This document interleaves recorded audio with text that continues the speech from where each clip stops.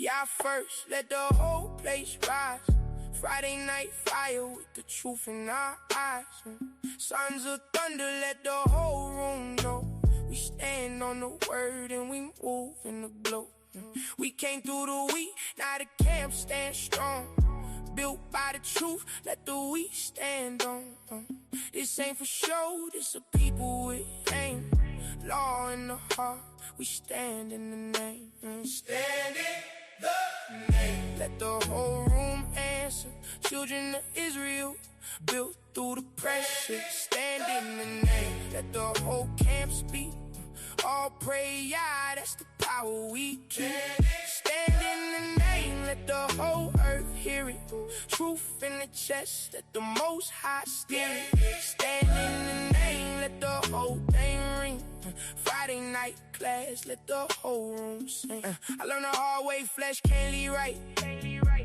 That's why I keep the Most High in my sight. World teach pride, but the Lord teach measure. How to stay firm when the days bring pressure. Brothers in the room with the weak on they back. Still standing tall, still keeping intact. Still trying to lead with the truth in their chest. Still trying to build and correct what's left. And that's why this sound got weight in it. Not hype for a crowd, got faith in it. Not built on men, let the order stay clear. Honor in rank, but the throne stay there. Stand in the name, let the whole room answer. Children of Israel, built through the pressure. Stand in the name, let the whole camp speak. All praise, yeah, that's the power we keep. Stand in the name, let the whole earth hear it. Truth in the chest, let the Most High steer it. Stand in the name, let the whole thing ring. Friday night class, let the whole room sing. No throne for flesh, yeah. Y'all get the glory, yeah. Truth in the room. Now tell that story, hey. This for the elders that held that line. This for the young men learning in time. This for the sisters that walk with grace. This for the children that know their place. This for a nation remembering breath. This for dry bones that rise from death. This for the remnant that still stand firm. Still seeking wisdom and seeking to learn. So let the drums hit low and the whole room move. Let the words ring clear with a righteous groove. Sons of thunder, let the whole camp know. The Most High reign and the truth still go. Stand in the name, let the whole room answer. Children of Israel, built through the pressure. Stand in the name, let the whole camp speak. All praise, yeah, that's the power we keep. Stand in the name, let the whole earth hear it. Truth in the chest, let the Most High steer it. Stand in the name, let the whole thing ring. Friday night class, let the whole room sing. Y'all first, truth next. Sons of thunder, that's respect.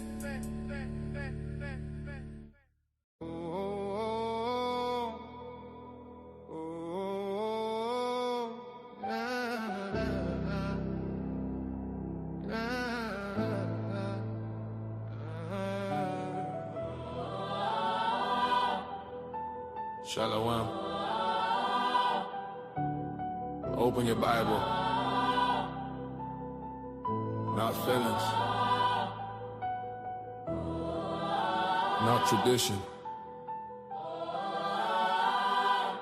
Precept upon precept.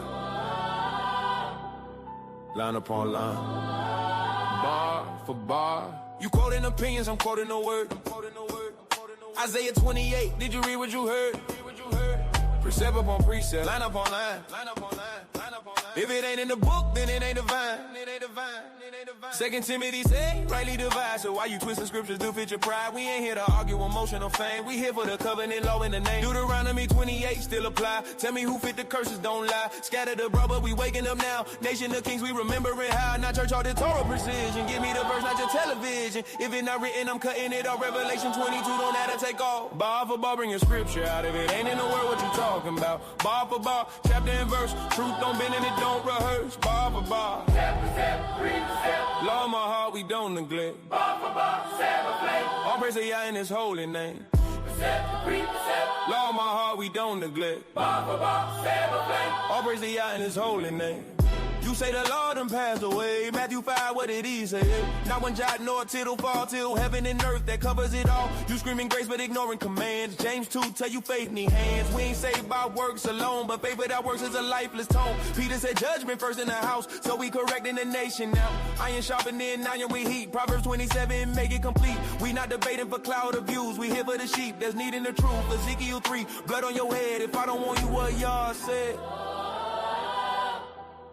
Bring the scripture. Chapter.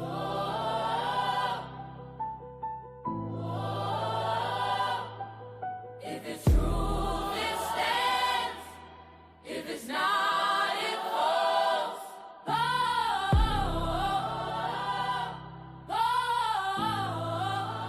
Bar for bar. Open the scroll, truth hit deep when it pierces the soul. Stand and contend, Jude 1-3, fight to the end. Open the scroll, truth hit deep when it pierces the soul. Stand and contend, Jude 1-3, fight to the end.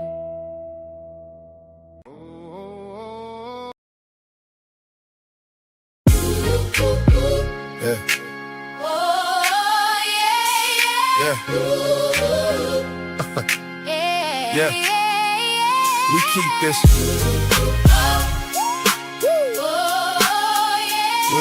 Yeah. Yeah. We keep this feast where the Lord draws near, where the past still breathes and the truth rings clear. 11 bread, lamb, and bitter herbs on the plate. Passover 2026. Hey, be here. Zephaniah 2:1. Gather together, O nation not desired. There's nothing more beautiful than to gather with your brothers, sisters. We all got the same mind, same heart. We're going to love on each other. We're going to get some good word.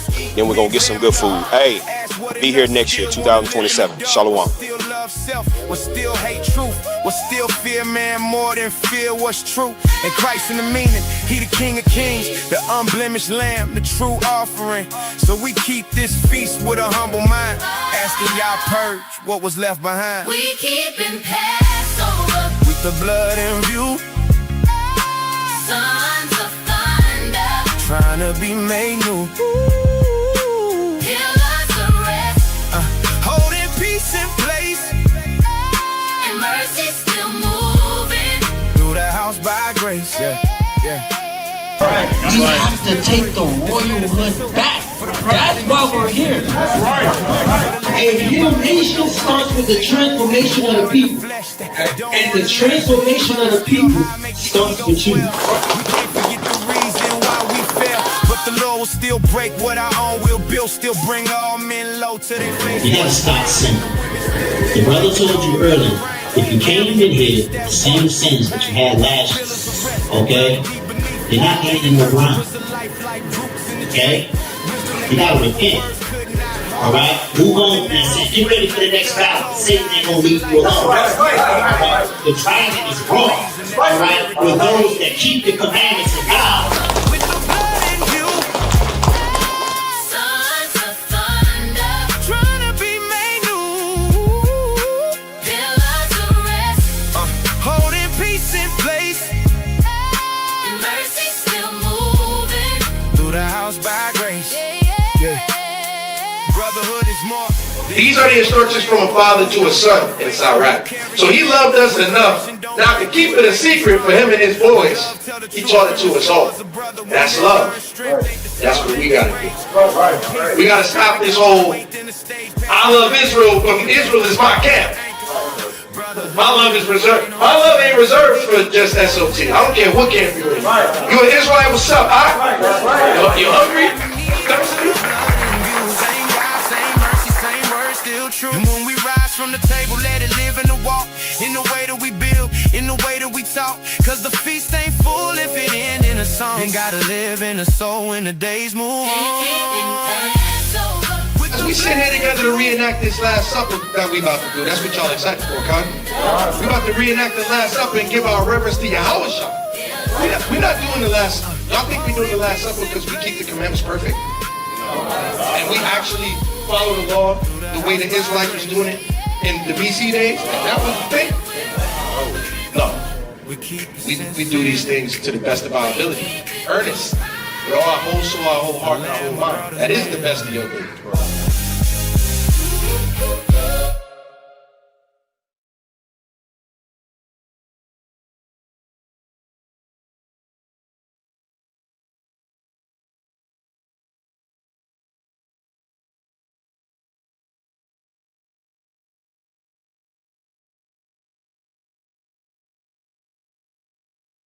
Watch this.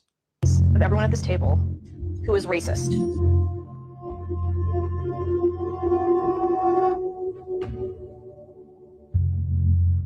So I saw a couple people surprised that I raised my hand. When I said that I was racist, I'm racist against black people. So it's institutional. Indians are institutionally racist against black people. I don't see color. I don't see. So how she said, I'm blinded to color. Like, it doesn't faze me at all. We all, when we bleed red. I'm just going to drop the bomb here. That's white supremacy. Color blindness is white supremacy. Do not teach your kids to be colorblind. Do not talk about color blindness. Don't say that I don't see the color of your skin and we cut ourselves open. It's bleeding red. If you're going to cry, leave the table and go into the living room there. When a white woman starts crying, what happens? All the attention is When I was in Charleston, South Carolina last summer, I get into my lift and the guy turned around and looked at me and he said, "Lady," because I hate to have to say this to you, but if I get pulled over, you're just another black woman, and he's black. And he said, "Put your hands up, do as they say, do not make any trouble." You actually told him that? Yeah, of course. Of course. That's the life he lives. And that's his reality. But that's his reality. She's worried that her kids are going to die. I cannot remember a time that I have not woken up in the middle of the night in a cold sweat. I want to ask also to stop acting shocked. So part of white feminism is acting so surprised when we tell you. Why are you telling us not to act the way that we act? That is surprising. Because that is surprising. That upholds white supremacy. Why are your feelings so hurt? Why are your feelings more important than the reality of the violence of our lives? You walk through the world with a different experience because you are a white woman. So you can't sit here? You gotta go. Sorry, sis. I think I have a little bit of a problem with the we versus I think that there is the big perpetual we, right? We white women for sure. But I think there's also we African Americans and we were slaves, right? And these things happen to us. That doesn't happen to everybody, right? I mean, and you, I understand, and I am here. It happened to all African Americans. Yeah. It didn't happen to you.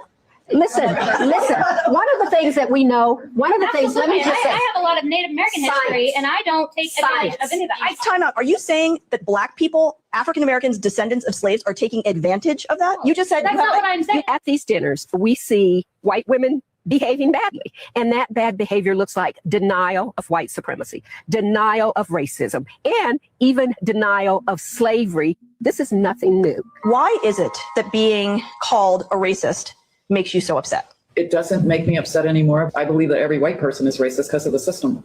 And I had to learn about the system to get that. Do I love you less because you're a different color? Absolutely not. But do you realize that everything you're saying is taking away everything?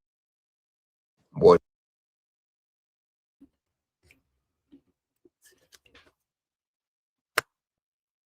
What do we do with it, Israel? What do we do with this? Shalom, Yashala. Shabbat shalom. Shalom, everybody that's tuned in. What do we do with this, man? You know what you tuned into. It's another episode of the Bar4Bar. You see the title, Negrophobia, right? You got the co-host, Captain Yaiquab, co-host, Captain Aharon, Captain Akawasha, Captain Nayal, Officer Shar Allah in the building. Y'all seen that video, man? The Shedamite woman, she said, "Why do we always make a play on slavery?" How do you answer that question? You have never been through slavery. Your white boss is probably nice to you. There's white people that hold the door open for you. Right? There's even some that matter give you money and taking care of you before the truth, and you actually care about them and love them. You have never went through slavery. Why do you keep making a play on that? How do you answer that question as an Israelite? Right? There is no color. The typical white supremacy doctrine. I don't see color. Right? The color blindness. What do they say, Akim? I don't care if you was blue, green, red, yellow, or black. They ain't never seen no people that color. But they always have that same excuse. So we're gonna dive into this video. We're gonna rewatch it again with everyone. We're gonna break this video down how it is completely not. We're just gonna show how this is America. Like, let's not get it confused. It hasn't changed. Like the scriptures say, they just took the chains off our necks and wrists and they put them over your mind and created this structure where we believe in equality and try to erase racism in society and prejudice and what we've been through, right? And then when we talk about it as our people, our own people, or the people that our ancestors have went through that, we are now actually racist for talking about it now. Right? So, but before we get into everything, right, we got a couple announcements, right? Let's pull that calendar up real quick. Next new moon is coming up May 16th, right? That's in a couple of days. We're in the month of May already. The year is going by swiftly. We're already almost halfway through. I feel like it was just the new 2026 AD, right? So May 16th, the second month, Savan. And then right after that, we're going to have Pentecost on the 30th. But before that, May 9th, we're going to have the Feast of Simeon, right? The general said last night we won't be keeping that. As a congregation, we'll probably go live on a class. You know, we're going to have a class every day almost, right? So we're going to have one of the brothers that's either after whatever day that falls on, a brother go live and touch on that class or on that lesson a little bit. All right, so look forward to that. Make sure you got a screenshot of the calendar. You should have no excuse on why or why not you can't do something, right? The calendar has been here since the start of the year, right? Make sure you tune into all the classes. Truth Tuesday, right? Captain Kaya, C4N, beautiful lesson. We was just talking about it before this class too. Beautiful lesson, crazy lesson, man. That was a crazy lesson, right? That you got to go back. I ain't gonna give a spoiler alert. You got to go back and watch C4N. You must, right? Friday night class, free will. Do we have it or do we not? Right? The general and the priest. Ashala did a great class on that last night. Then you had after hours with Captain Nasim last night, Captain Q, Kwabza Allah, and then you got us, Bar4Bar, right? So make sure you tapping into all the classes. And there should be another class coming up, right? I think Captain Kwabza Allah hit me up, had a couple other brothers up, said he got a class coming out. So make sure you look forward to that on the Chicago channel, man. Make sure you look forward to that on the Chicago channel. Captain Kwabza Allah, he gonna be turning it up, bringing some heat on Sunday afternoons, right? So make sure you tap into that. Also, if you haven't already, tap into the Sons of Thunder Patreon. We got the Captain's Corners feast days, behind the scenes resources, exclusive camp, debates, tribal fitness, pillars of rest, everything you need. Right, so if there's not a class, there's a Patreon that still needs to be watched. So it's so much content being pushed. Then you got the live classes. It's just, it's always, you know, something to watch, something to look into, something to study. Right, so make sure you're tapping into all the classes. Right, and then obviously there has to be a foundation for the nation. It's gonna start with the prayer. Then after we pray and agree on something, then there needs to be a community purpose. What is our purpose? Then we must establish that code, and then we have a mission. And once we have a mission, this is the Negrophobia that they fear. This is the Negrophobia that they have. Let's get into that definition. Most people have never heard of this, right? Negrophobia. What is that? Right? Most people know what phobia is. Right, most people know what phobia is, having a fear of something. But what is Negrophobia? Let's look at this. And when we say Negro, we're talking about the Black, Latinos, and Native Americans and us scattered abroad. Don't get it twisted. That's right. So somebody read that real quick. God, I want Negrophobia Negrophobia is defined as a strong, irrational fear, hatred, or aversion towards Black people and their culture, often rooted in white supremacy, racism, or prejudice. Go ahead. It is considered an older, sometimes offensive term for anti-Black racism, reflecting systemic hostility rather than just the individual clinical phobia. Now, I want to ask the chat something. If you was reading this definition with us, what do you think the fear is? The irrational fear. What is the irrational fear that they have? They say that sis already put it. They fear us uniting. If only the lion in the cage knew he was a lion.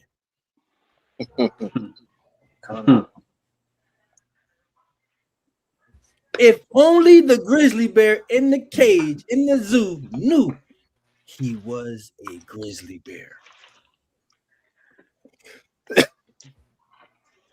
When we unite in the scriptures, there's nothing they can do against us. The scriptures say, go to that in Judith when we're keeping the commandments. Read that. This is the fear right here.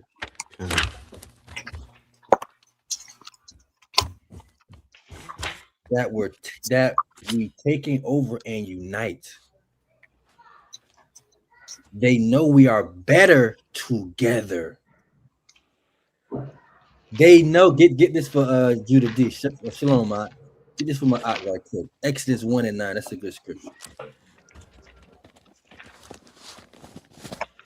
You can read the Exodus first. I will get to Judith.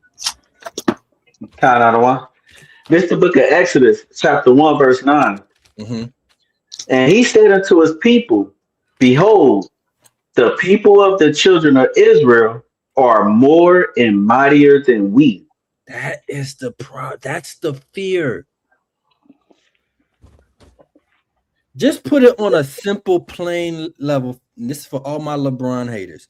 They are mad that LeBron is doing what he's doing at 41. Esau can't fathom how is he still this good and better than Michael Jordan at 41.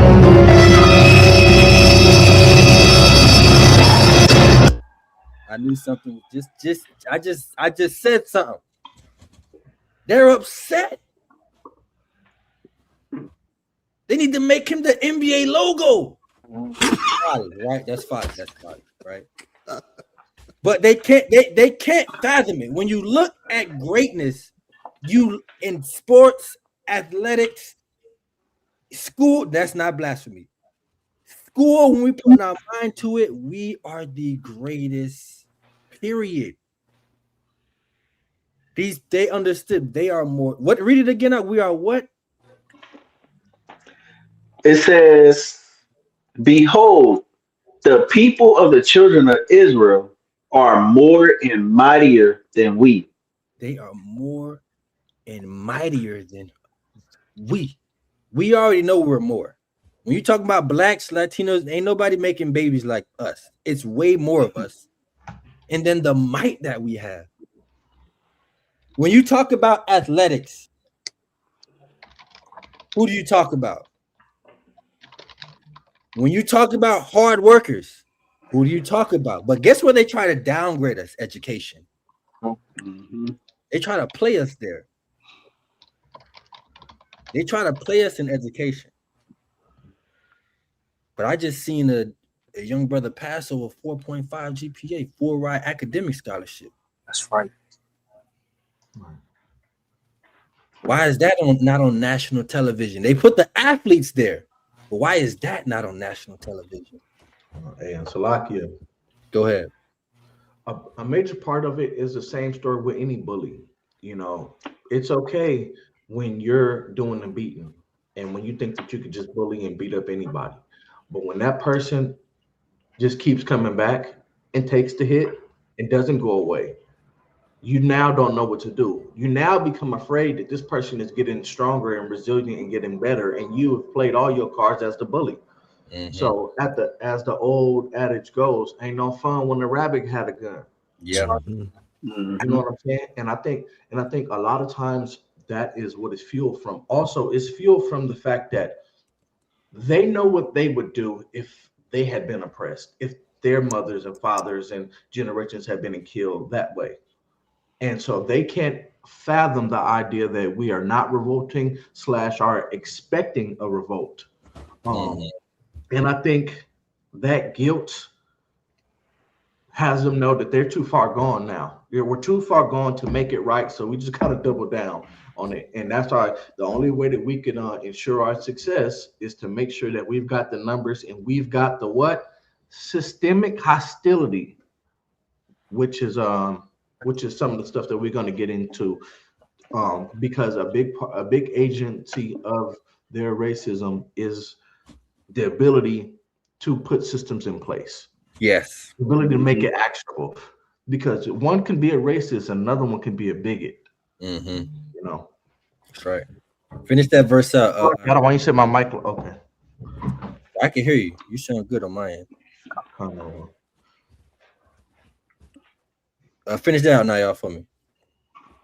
I don't want. That was it. That was it on that. You want me to continue reading? Yeah, continue reading. All right, Con. Verse 10. Come on, let us deal wisely with them. Didn't they do that here? Didn't they deal wisely with us?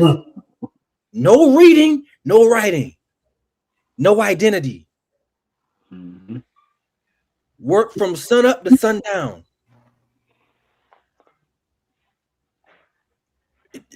Isn't that dealing why they can't read? You're gonna lose your identity. Make them like animals and mate and breed them. If they want to run away from being a slave, we're gonna make an example out of them. We're gonna unalive him, put him on a tree, put a noose around his neck, beat him first, and then make the whole crowd watch. Fear tactic is dealing wisely with the people. Then 2026, make them feel bad for even talking about it because it didn't even happen to you. You're way more fortunate. How do you? That's a serious question. Me and the general was talking about this during Passover. What is a good answer for that? Slavery never happened to you. Why do you bring it up like it happened to you? You can walk on the same side of the street as me. You never went through a Jim Crow era. How do you deal with this question? I want the chat to answer that as we talk about this. It said they dealt with it. Go ahead, Ak. And another thing, when you really start to get into the history and look to the literature of from the Edomite intellectuals back then that were discussing the topic, they never intended for us to still be here. They intended that we would either die off entirely or remain at such a small number that we can be controlled and basically put over there and told to go color. But then right after slavery, when we started being successful and when we actually started becoming more affluent and all the KPIs that we judge a society by, they got scared. Because their intention was to eradicate us like they did Northern Kingdom. And then now it's not much of a threat. What happens by them? They can march, they could do whatever. But the fact that we were still here and resilient and they could not get away from us makes them scared even ever more. Also, we know just from a genetic standpoint, we have the dominant genes. That's why they say one drop. All it takes is one drop. And now we take over their genes. They start to cook a little better. They start to dance a little better. Just one drop from a bit of exposure from us changes the entire trajectory of their lineage, which is part of the reason why we're so resilient. So I think there's fear in that too. Yeah. So lucky. Good. To add on to Aharon, if we were in mind, as far as being able to achieve, things that we achieve now, wouldn't you think that the Bill of Rights and Constitution would have been revised by this time if we were to be included as equals? If it was said that we were expected to achieve what we achieved, and it may not be much, but financial gain, maybe one, some sort of influence. Like these documents would have had to be revised at some point, right, to include us, but they haven't been. And so now we have Negrophobia, which has always been around, but it's mutated. Racism has mutated, and it's been another byword added. So it's just something else. It hasn't changed. It just mutated a little bit. It just changed the definition of the word. That's right.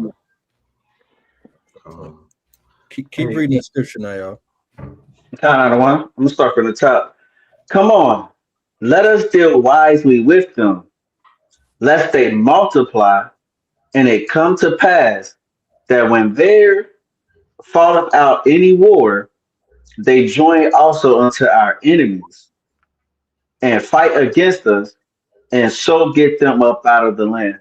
That's what they fear, man. They don't want us to take over. Right. They like that we're like the scripture say, we're the tail and they're the head. When it should be vice versa if we keep the commandments. Yes. Get that in Judith. It's a lot. When we started at 11 and jump down to 17. It's the book of Judith, chapter 5, starting at verse 11.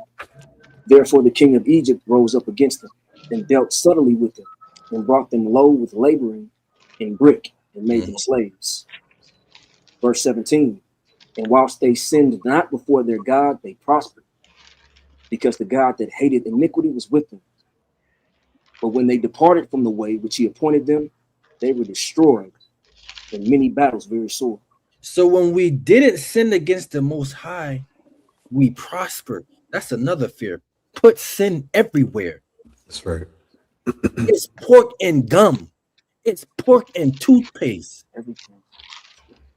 It's crazy. Yeah. Don't the lust and the adultery and all of that. That is everywhere now. You can't even get away from it.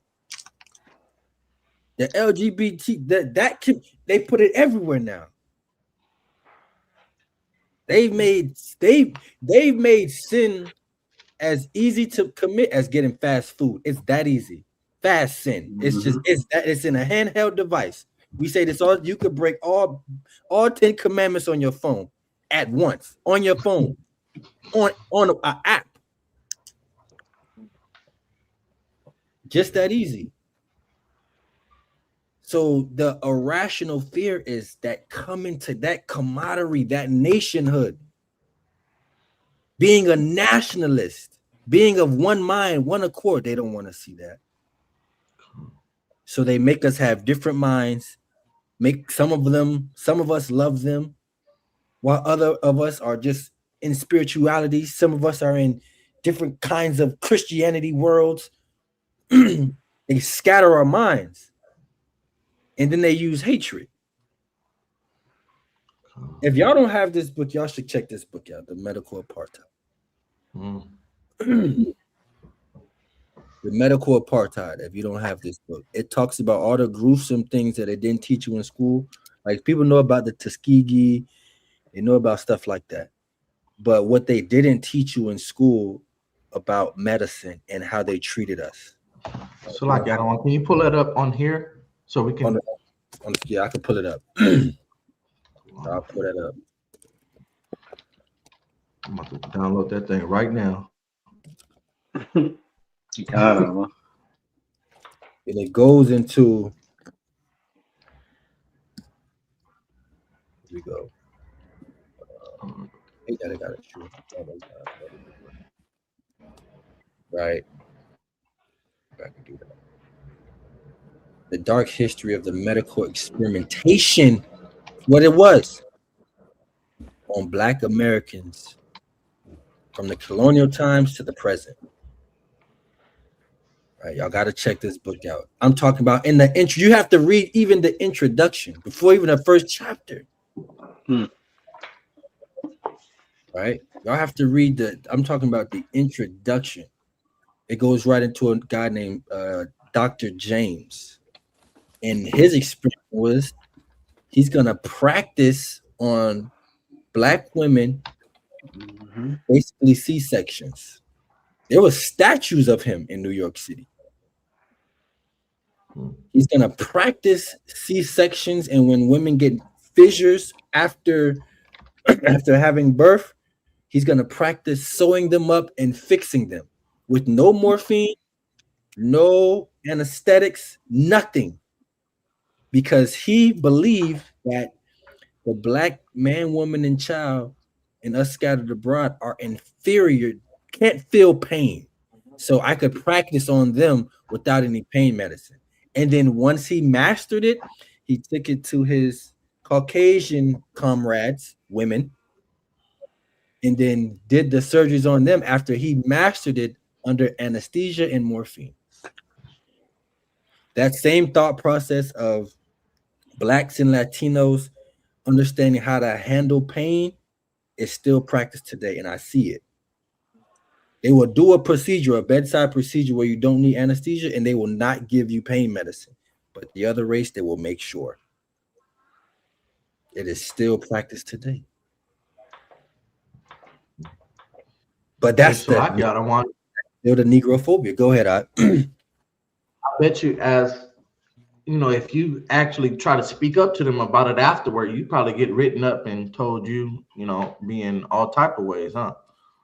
Now you have to you have to advocate before. If you do it later, it's almost too late. So you have to advocate, like you have to recognize that we're about to do a procedure, and you have to advocate, and then you have to almost kind of make them tell you no, and then you could say something, because that doesn't make sense. So, how do you know that person is not going to feel pain in this procedure? Have you had that before?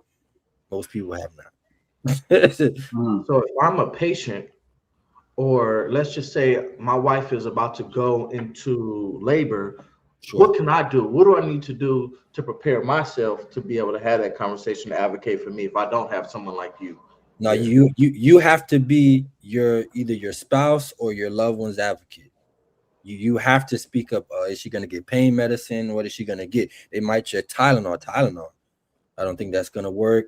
Tylenol doesn't really work for her or him, for my child, whatever the case may be. Is there anything a little bit stronger that's not a hard-hitting narcotic? You know what I'm saying? You don't want something too crazy that's going to happen. A lot is out of your system pretty fast. It hits hard, though, but it's out. Yeah. So you just have to be that advocate, man. You have to be that advocate. My rib actually been through something like that, man. She might tell that story on Patreon when she's up for it. She been with our first child, we had an incident, right? But that Negrophobia, that's what that is, man. They look at us in a different picture, and we all know this, right? But when we looked up that word Negrophobia, it made a lot of sense, and that's really what it is. They have a fear and a deep-rooted hatred towards us because they don't want us to be better than them. They don't want us to be that top nation. You think if you was to ask any Caucasian this question before we watch the video, would you trade your position to be a black person, or would you do it all over again? How it went down? What do you think most of them are gonna say? How it went down. Got to do it. Replay it. Hey, Salaki, isn't there? I think on Good Times there was the clip when he was talking to a guy, talking to a white man, and he was saying, "Hey, you know, basically racism isn't real, et cetera, et cetera." And I think he asked, "Would you rather live 100 years as a black person or 50 years as a white person?" And the dude was like, "Oh yeah, I'd rather you look. If I only have to have 50 years, I don't want to be black." Because who wants to what era? Jim Crow era? The Obama era where we're getting shot on TV? The slave era? What era was the right era to be black? Now, where it's all propaganda and we're YNs now. Think about that term, the YN. They actually made it legal for white people to say it anywhere now. That's a YN. That's legal because I didn't say it, but I said it. Right. Go ahead, Charlotte. Now, Slocky, go ahead. Continue. Now we're gonna get into the video now. Let's get into this video now. Let's watch this again and let's react to a lot of this. And let's get some scriptures to break this down. Can brothers just see that? Count out of one. Count out of one. Watch this. With everyone at this table who is racist.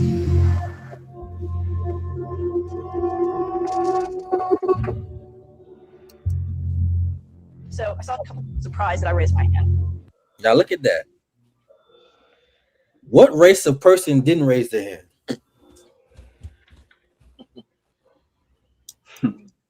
Only the sister.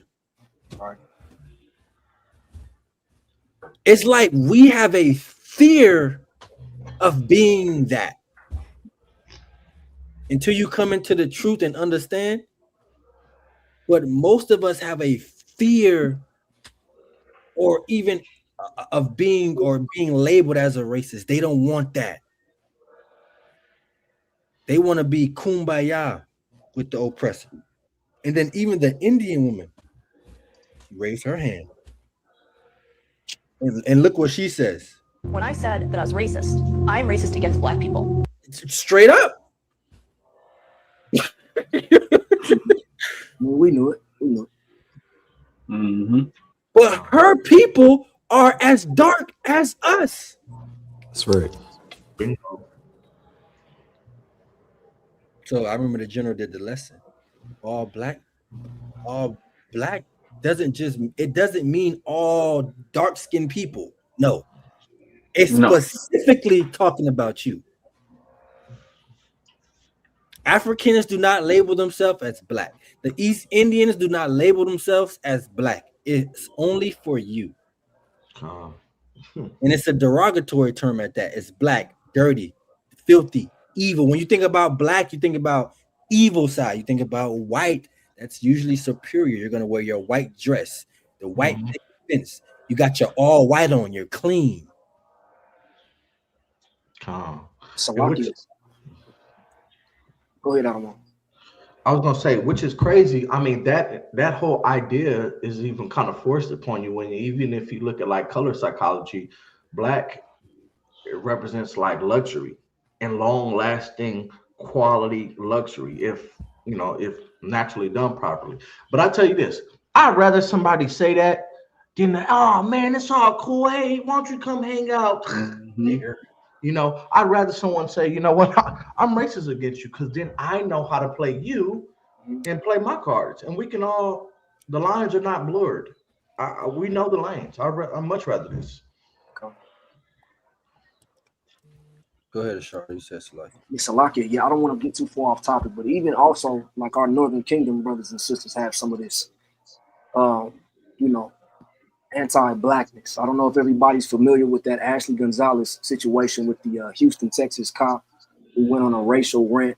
And my question immediately when I seen that was, why don't we not have any brothers in our nation that are rebuking this from the Northern Kingdom? Where are our Northern Kingdom brothers in this truth, man, that are rebuking their own people for how they, look at us? So I wanted to make that point as well. It's amongst our own as well. Yeah. Hey, it's Salaki. So just responding to that. So I haven't seen Northern Kingdom talk about Ashley's video specifically. I've seen them touch this topic. And a major factor of that is if we look at like in the encomiendas, like, after Spain was no longer allowed to enslave the native population, what they did was create encomiendas, basically like indentured servitude places, and then they brought in Africans. They brought Africans into the Spanish colonies, and that was okay. So what Esau did was, and he created a caste system, and he said, hey, native population, your proximity to whiteness is your value now. So you have to have colorism. Now you have to kind of be bigoted towards a darker hue. You know what I mean? And what is it called? I think it's like pura la raza. Basically, it's like purify the race. I can't remember. There's an actual term for it in which they ingrained in their minds to, hey, get closer to us because that separates you from black folks. It's the same thing we see it in a penal system. I'm in California, so in California jails, the AB or a lot of white prisoners, they could see how the Latino and the black prisoner population coming together was too powerful. So what they did is said, ooh, Latino population, y'all come real close to us. Y'all be hand to hand with us. And let's send the black people with the others. And so they did that divide and conquer tactic of trying to get Latinos close to them so they could almost be the agents or hand of racism towards black people because we want to keep us in the same community. Mm-hmm. All right. Hey, give me First Maccabees 2:10.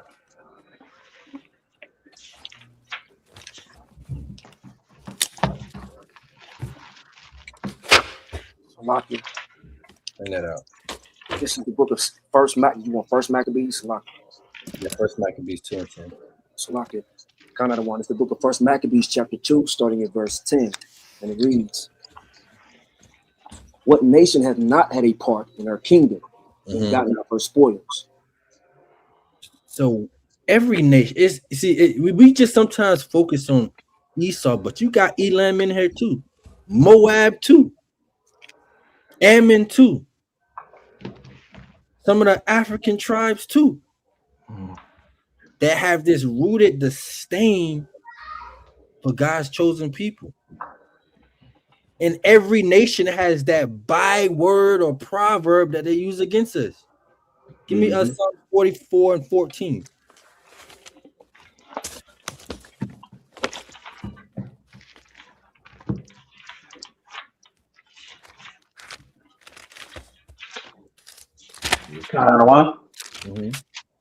This is the book of Proverbs, chapter 44, verse 14. Thou makest a byword among the heathen, a shaking of the head among the people. See, what shaking of the head? Family, think about this. They are at a fancy round table conversation, and the conversation is, are you racist? And people are actually raising their hand. And then Elam has the nerve to say, and I'm not just racist, I'm racist towards black people. Like, what are we doing? And Eve is just sitting there. Obviously, Eve is one of the hosting part of this thing, right? With Elam, they do it together. But look at the constructive conversation. What was going to be gained from this? This is a scorn of your people, a laughing stock. That's right. The NLT says you're the butt of their jokes. Look at this. Read that, Nakawasha. Come on, Adawan. This is Psalms 44 and 14 in NLT. You have made us the butt of their jokes. You're the butt of their jokes. Read. They shake their head at us in scorn. We're a laughing stock. Watch what the GNT says. We're a joke. Read that. You have made us a joke among the nations. We're a joke amongst the nations, man. They talking about racism as if our people didn't and still don't experience that. And then one Edomite starts crying. Because why? What happens when Esau? She said it. What happens when Esau cries? All the attention is shifted. There's a Shedemite crying. She must be important. Hey, Salaki Adawan. Go ahead. Can you get Psalms 80 and 6? Can you pull it up here? All right. Just a brother read it. I can pull it out here.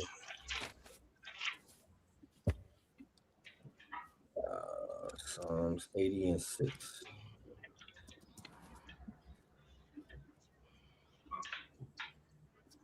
Here we go. All right, bring it out. I'm gonna put it up. This is the book of Psalms, chapter 80, verse 6. Thou makest us a strife unto our neighbors, right? And our enemies laugh among themselves. And that's exactly what's happening. They're laughing amongst themselves at us.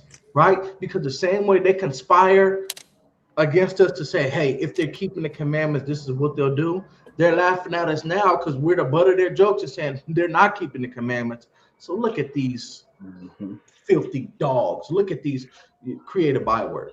When the Lord told you that these law, statutes, and commandments would be your wisdom in the sight of the nations. Which is why we push so hard. We cannot get off of, we can't get there without, we can't skip that step. We have to have the law, statutes, and commandments. It literally is the foundation of everything, even the way our enemies get out. You know, because what it says what? Where's the link to join this talk, brother? It says, when the righteous are in authority, what? The people rejoice. But when the wicked bear rule, it's all bad. And we see that happening right now. That's right. Let's keep going. It's institutional. Indians are institutionally racist against Black people. She's honest.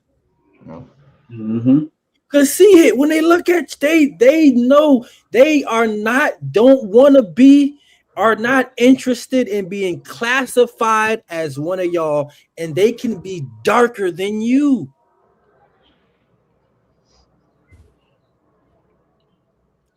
Indians, Elam has no interest of being like you. They don't want to partake in they think you are filth. Vile. Do not compare to them. But we are what? Are just an all-inclusive people, boy. We love everything, hate nothing, right? Want to be joined. We're not telling you to hate anybody. We're not telling you to do that at all. But we're telling you to recognize that your nation has its own problems, and those problems need to be fixed. And we need to stop having these conversations with the other people and start having more constructive conversations with our own people. That's right, Stockholm Syndrome. We stuck in it. All right, let's get the definition of racism. If he has institutionalized racism, somebody read that while I pull this one up. Institutionalized racism is the systemic oppression of a racial group to the social, economic, and political advantage of another. So she's saying that's what she has. Read that again, huh? Institutionalized racism is the systemic oppression of a racial group to the social, economic, and political advantage of another. So she's saying she basically, she probably doesn't do it herself, but she's okay with that. The systematic oppression of blacks is what she said, either socially, economically, and politically. Now, I want y'all to take racism out of that and how we painted how is the so-called Black, Latino, and Native American man painted socially? How are we painted economically? How are we painted politically? When you look at these words, it's every one of them is in a negative connotation socially. Just rappers and thugs. That's what's being pushed. Those are the leaders, basketball players. Economically, we're poor with money. You get money, but you buy Lamborghinis and big houses that you can't afford later. Politically, you're all sold out. Morally destitute. Morally destitute. So that's the conversation that needs to be had. Because a lot of our people are out for their own. The general said it in the Passover video. I don't care what camp you with. You hungry, come eat. It's new moon. What camp you with? They know you here. You can't? Oh, sure, man. Most High in Christ bless you. Get in here, right? You got the family too? Come on. Get a plate. Men sit here, women sit here. This is how we do it. Search them real quick. Oh, get in here, right? Because there's a mission there. There's the camaraderie. What's the word you used before we got on Charlotte? Say again, I don't want. What's the word you used? What we have to be? I don't even remember. A nationalist? Yeah, nationalist. Yeah, I mean, a nationalist just means to prefer your nation of people over others, and we know that says that in Deuteronomy 7:6. We have to believe that is us. We cannot be afraid to speak out amongst these other nations and promote that amongst our people. We are supposed to be nationalists. Christ was a nationalist. Paul was a nationalist. Why can't we think that way and behave that way day to day? Jasmine, this is such a great point. On a political stage of picking a president, they thought it was a wise idea to bring out Cardi B. What does Cardi B have to do with politics?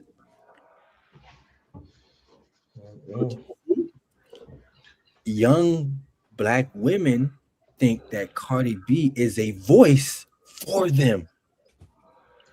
Esau has made her a voice for them. Mm-hmm. Do you understand? There is no other voice for young black women. Who is she?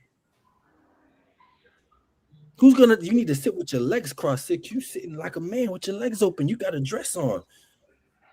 Sis, your pants, if you're gonna wear them, they're too tight. Your leggings, what are you wearing? You at work. Because that doesn't exist. Mm-hmm. Young men, your pants are to your knees. You still sagging? It's 2026. You still sagging? That should be played out. Mm-hmm. You got this disdain for your brother. You got this evil, wretched eye for your own people. We just watched the videos in West Palm Beach, Florida, at a Taco Bell. An employee shot and pistol whooped a woman. That's crazy. That's crazy. 20 years old. He works at Taco Bell. The sister asks for a water cup. We've all done this before. They put soda in the water cup. Been there, done that. He thinks he's super employee, Jake. Gets mad, arguing with this Eve. The Eve shouldn't have been arguing with that anyways. Just, okay, you done got 5 drinks probably already. All right. You could have just left. But they want to argue. He arguing. He shoot the gun, graze one of them, and hit the other one in the face with the gun. And now it's being charged. That's an evil eye for your own. That's your sister. That's crazy. And now it's gonna face charges. Now let's see if Taco Bell come to the rescue for being super employee. Because you was security guard that day and cashier.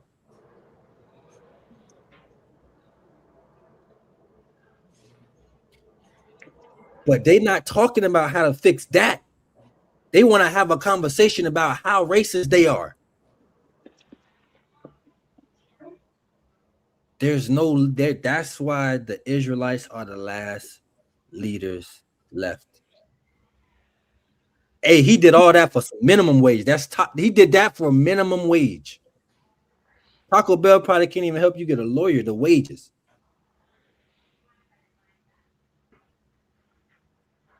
But the Israelites are the only leaders you're gonna have left, because there's an institutionalized racism, there's a workforce racism, there's a systemic racism,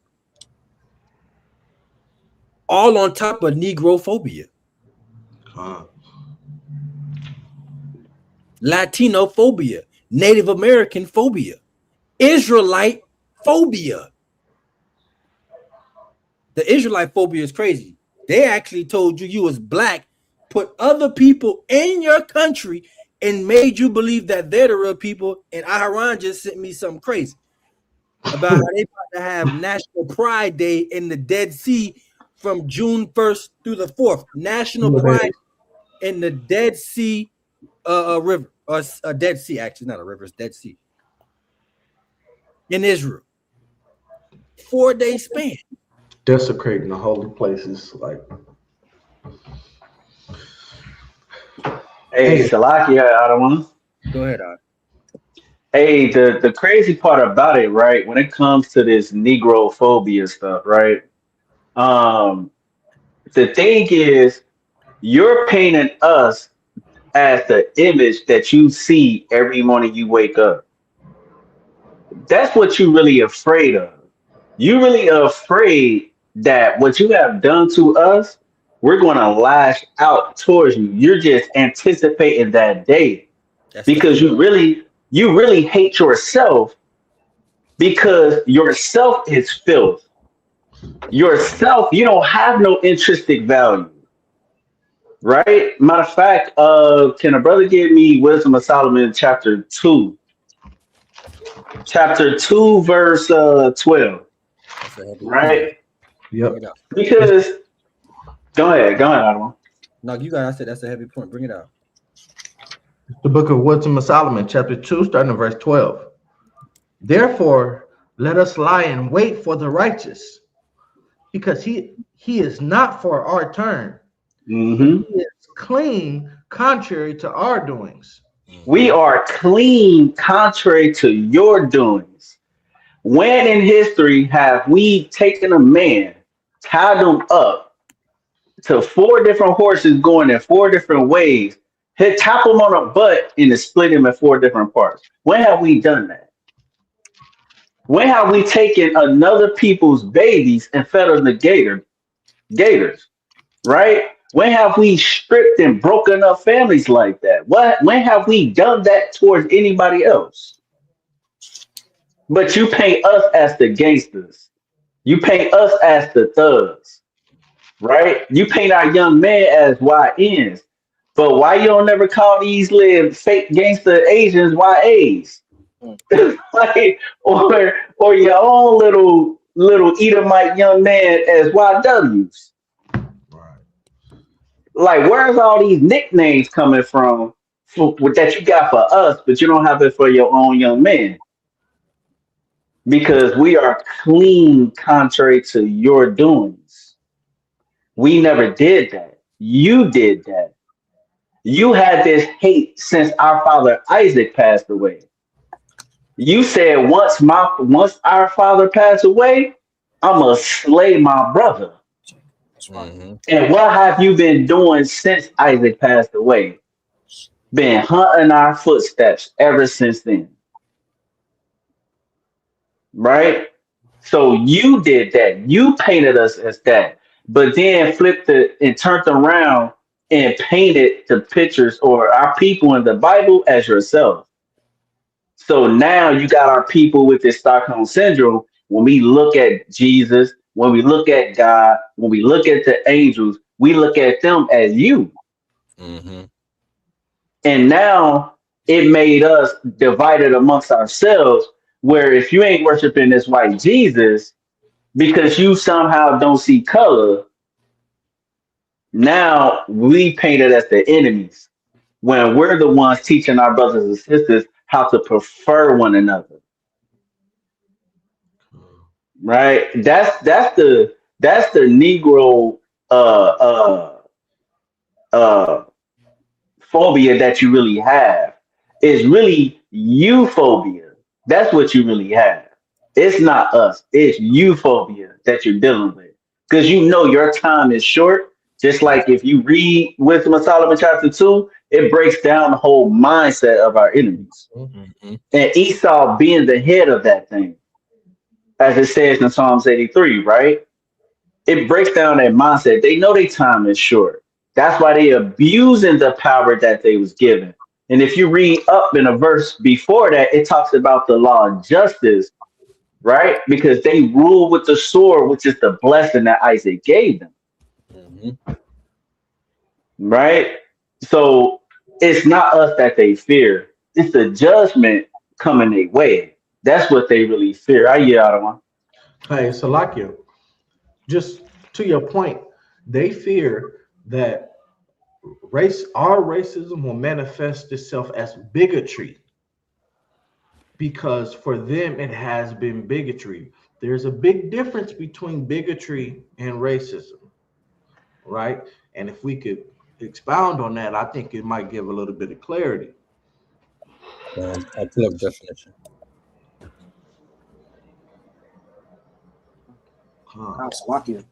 Also, I think as far as I think a sister posted in the beginning of the lesson that they fear us uniting, I think a part of that, to add on to what Captain Nayar was saying, was a fear of recompense. I think a lot of Christians that we speak to try to separate themselves from the nation of Edom because they know about the prophecy of in Isaiah 14, but they act as if it don't exist, because they not only meet the characteristics of the nation of Edom, they meet the physical definition of what an Edomite looks like, mentioned in Genesis. So I think that's part of it as well. They have to separate themselves any way possible. And their champions is the Christian church for the most part. It is Catholicism. That's who people look to. So I wanted to make that point as well.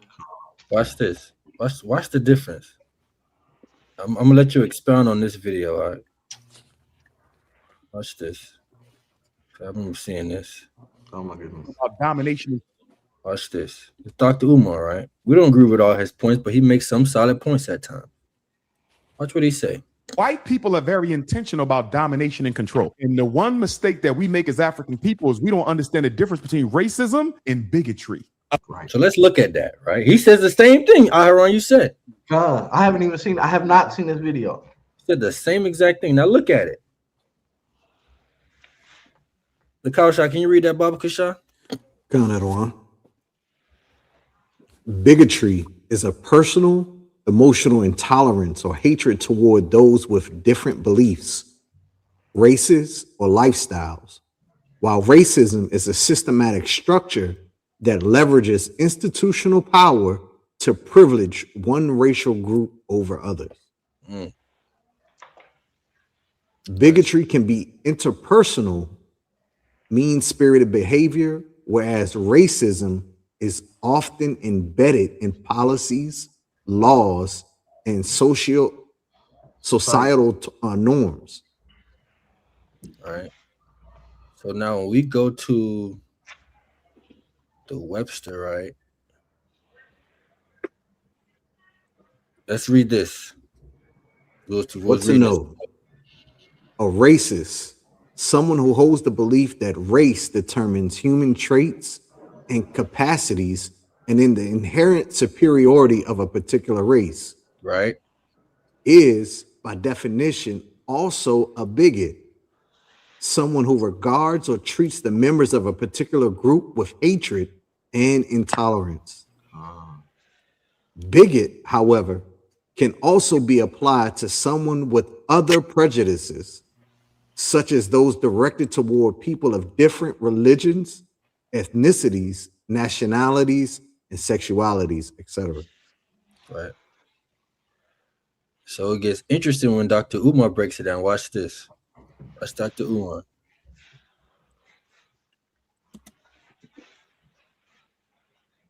It's on mute, Adawan. We can't hear it. Can't hear it? Loud. Let me do this.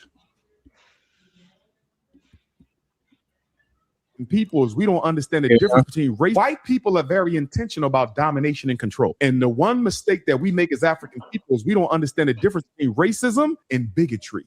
A bigot hates you because you black. A bigot think you inferior. A bigot is emotionally tied to the worst stereotypes about black people. You feel me? Bigotry is personal and it's emotional. I hate black people. Racism is not personal. Racism is not emotional. Racism is business. Racism says I have no problem with you being black. I have no problem with you dating my sister. I have no problem with you living in my neighborhood. But I want to make sure white people control all the resources in Wilmington. I want white people to control all the opportunities in Wilmington. I want white people to control all the privileges privileges and what. Do you Racism see is that? systematic, but not. In other words, I'm gonna still go to your party. I'm gonna still hang out with you. I'm gonna still smoke weed with you. I'm gonna still clap your sister's cheeks. But guess what? When it comes to power in this city, when it comes to resources in this city, when it comes to opportunities in the city, I want white people Stay on in the white charge side. all the time. Don't confuse how somebody feels about black people personally from the business of racism. You can have a white person that has no bigotry in their blood at all, and they still want white people in charge. That's a fact. God. That is a fact. It's a lucky. And Go ahead. That's why the question that we pose was so important. Would a white person trade places with a black person at any point in history? And that answer will always be no. No. So to answer that question, Hey, Salakia.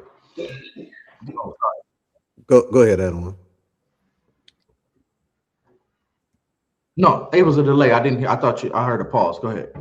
Okay, so to answer that question of, black people going through slavery, I would then have to, because you choose to say, I personally in 2026 am not a part of slavery, I can't use that. Well, if you hold that stance, I would then have to somehow fathom the idea that your benefit from slavery no longer exists.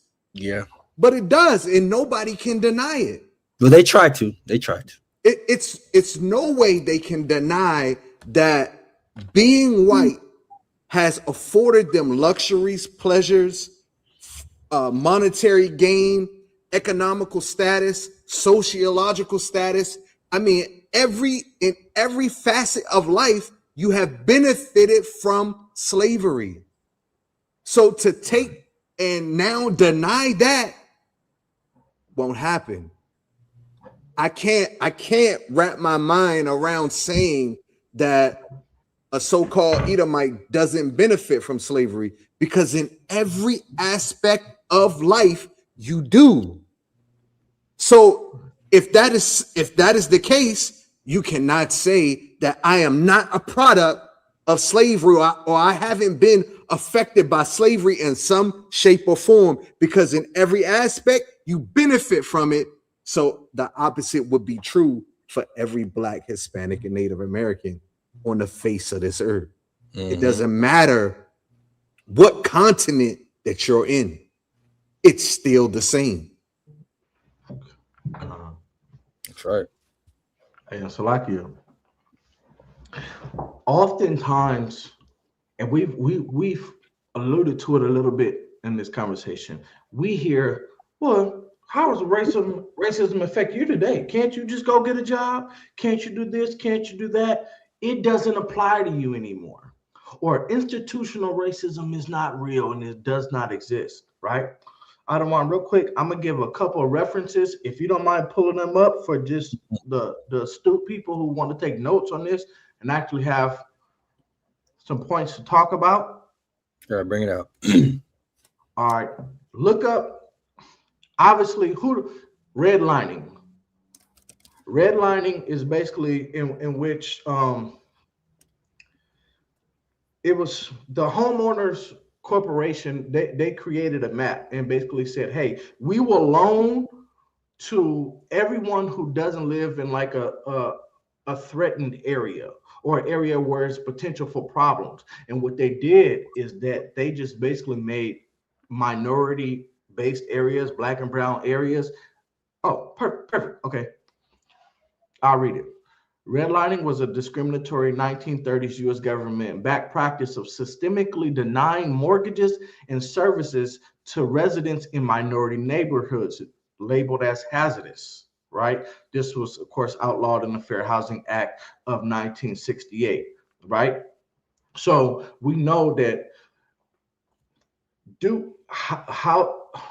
housing income or home value has to do with the economic or influences the economic resources in your region, right? In your district. Those resources, if stunted, are now have to be spread thin, whether it's education, whether it's public health, whether it's policing, or whether it's any of the things that kind of are the foundation of a buzzing community in today's time, right? So oftentimes schools would not have enough books, would have outdated books, would not have the best teachers, would not have all of the resources that you need to compete in today's marketplace, right? Look up Shelley versus Kramer. It's a court. Shelley versus Kramer. Right. That is the Supreme Court case that ruled that actually redlining does have an effect on people and generations. And the Supreme Court had to rule that actually you got to stop this practice. So to tell me that institution had nothing to do with anything, you're lying. That's one example, right? Another example, because I wrote a couple of these down. Of course, we got Brown versus Board of Education. Which because schools were being segregated, right? And that's no problem. But it wouldn't be much of a problem is if all schools got the same amount of resources, whether it's books, whether it's community lunch, or just all the tools that they need to succeed. But of course, But of course, they did not. And now, if you don't have the tools to succeed, and you are now forced to be in the competitive market at a supreme disadvantage because you were never prepared. Well, yeah, you could say, well, things are equal now. They're equitable now. But guess what? You gave me a rigged hand from the jump, which gives me, can you look up Griggs versus Duke Power Company? All right, before we do that, can we just look at this image for a second? This is the bigotry that pushes racism. And this is the institutionalized racism that the Elamite brought up. Closed, mixed schools. They don't want to go to school with you.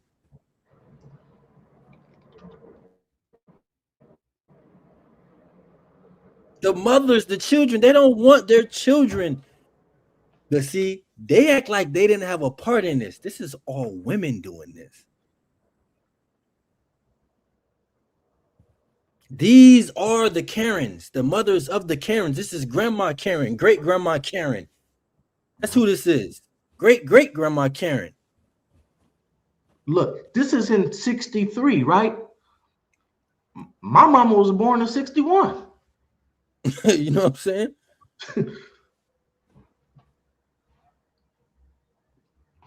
So when you look at this is what we're talking about. This is the Negrophobia. They don't even want their kids going to school. Everybody on this thing right now can think of an area where that's a white school. That's a black school. It still exists. That's a white school. That's a black school. It's still to this day. Which one is better? Which one do most of our people, especially that have the money and can afford, send their children to as a private school? You ever heard anybody paying to go to a black school? You ever heard of anyone paying to go to all Latino? This is a Latino school. They're going to go pay to go to get a private education there. That doesn't exist. Does not exist. It doesn't exist. It still exists today. And if you go to one of those white elementary schools, high schools, middle schools, your children will be still treated differently. It's just a fact of the matter. Because it's still rooted in that Negrophobia. That's right. Mm-hmm. Go ahead, Aaron. So I got one. Can you pull a Griggs versus Duke Power Co? Say it again. Griggs versus Duke Power Company.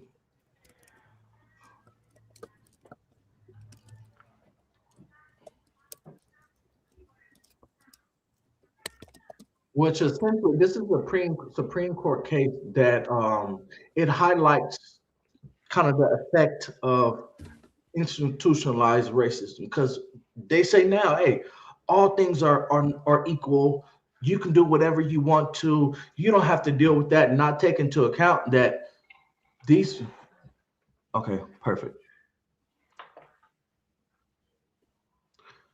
Okay. Okay. So Griggs and Duke and Power Company was a landmark Supreme Court case that established the legal precedent for disparate impact in employment discrimination. I can't read right now.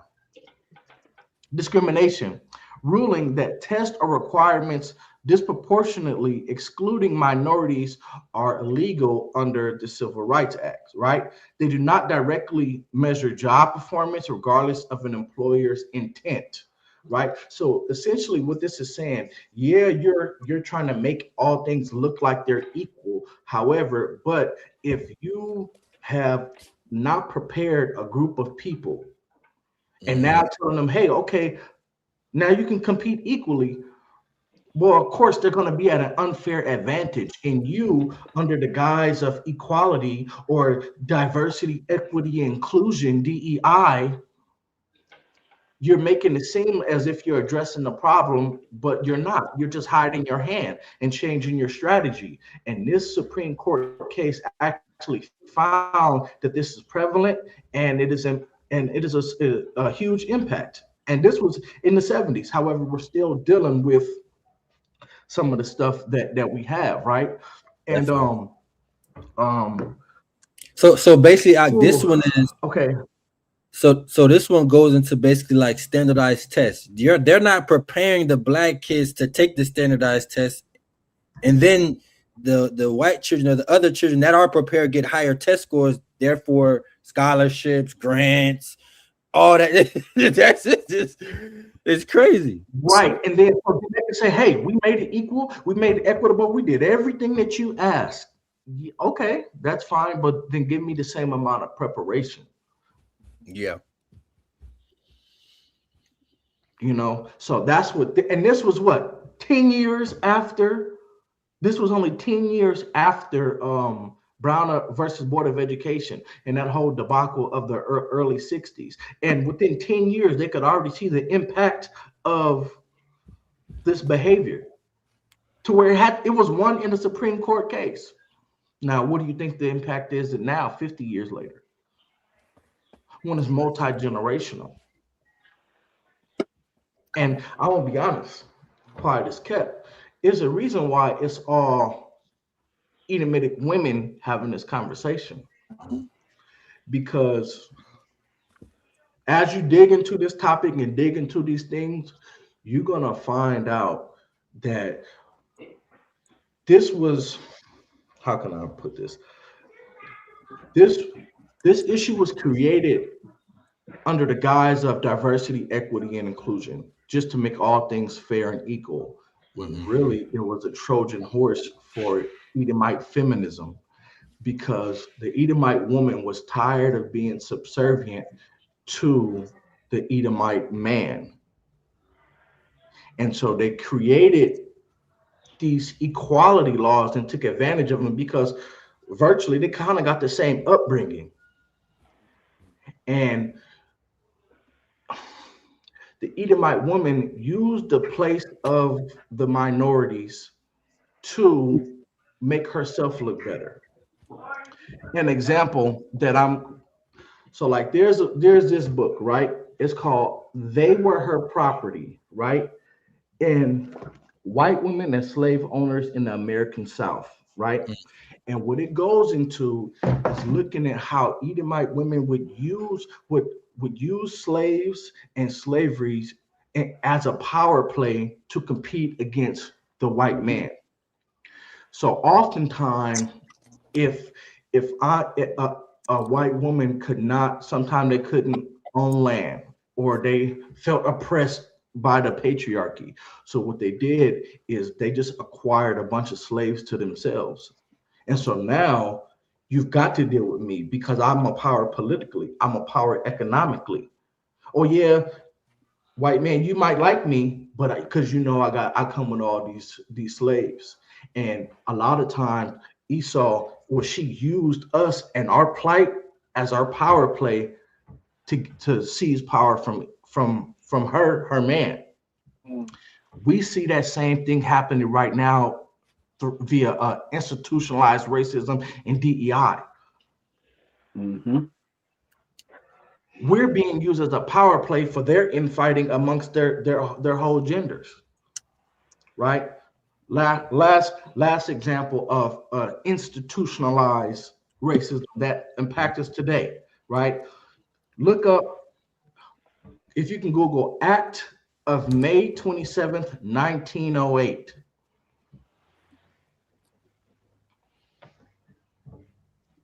Got it. Bring it up. Hey, this book is crazy too. Get it.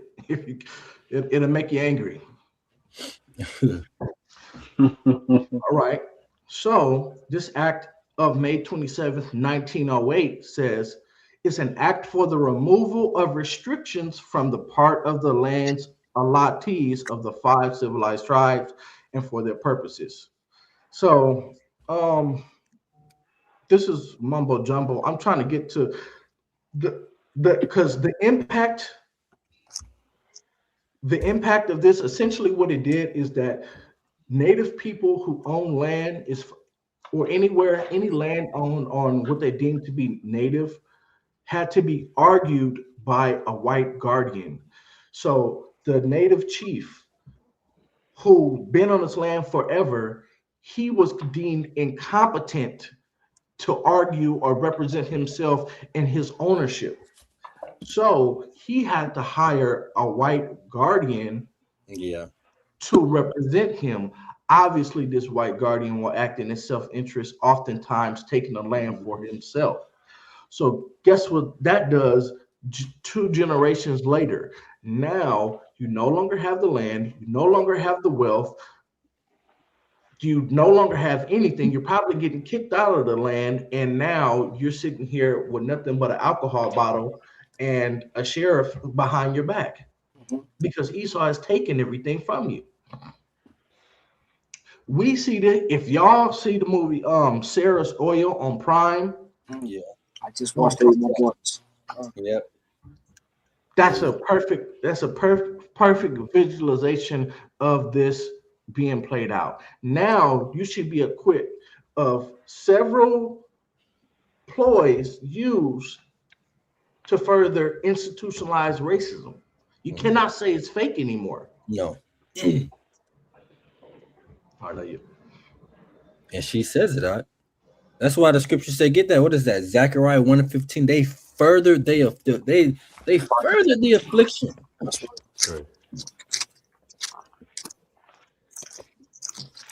Salaki. It's the book of Zechariah, chapter 1 and verse 15. And I am very sore displeased with the heathen that are at ease. For I was but a little displeased, and they helped forward the affliction. See, they helped forward the affliction. On and on. Bigotry, systematic oppression, systemic racism. It doesn't stop. All these different acts. We could go down a list of different acts that had to be in place just so we could have some kind of fair try. And even in the act, it's still not fair because we know what Esau does to treaties. Go ask our Native American brothers and sisters. You see how they uphold those. Give me stay in Zechariah, go to 2 and 8. It's the book of Zechariah, now in chapter 2, starting in verse 8. But thus saith the Lord of hosts, after the glory hath he sent me unto nations, Salakia, hath he sent me unto the nations which spoiled you. See, these nations, they just spoiled us. Hey, the water for your generous donation, all praises.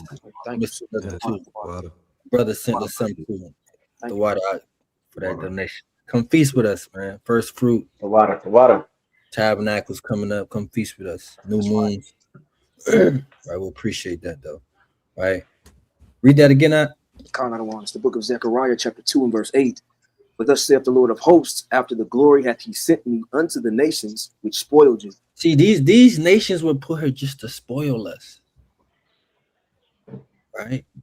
Strip us from even just working together. It stripped us from that, right? The mindset of who we are, what we're supposed to be, the God we're supposed to serve, the laws they stripped us from all that, spoiled us. But what does the Lord say? Read on. For he that toucheth you toucheth the apple of his eye. But he that touched us has touched the apple of his eye. That's right. That's why you're going out to the highways and byways. That's why you're doing online classes. That's why you're teaching the Bible fervently, because you understand he that touched us, God's chosen people, has touched the apple of his eye, man. Mm-hmm. That's recompense coming back for those nations. Now, let's keep going with the video, because she said a lot, and so did these women. Let me see if I can find it. Salakia. Go ahead, Al. When you play that, I want to ask the panel, like, I will be so bold enough to say that I believe that, speaking as a man, I believe that the civil rights movement benefited the white woman more than anyone. Facts. But this thing, I just believe it. I mean, especially in the workplace. Mm-hmm. You know what I mean? It gave him that power. Mm-hmm.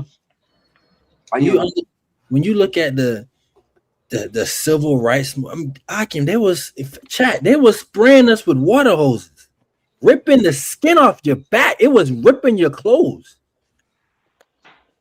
Then they would sick a German Shepherd at you. They would open the fire hydrant and spray it at you, and then sick the German Shepherd at you, trained German Shepherd at that, tear you to shreds, and then come with the sticks and beat you to the dust, and then put you in jail.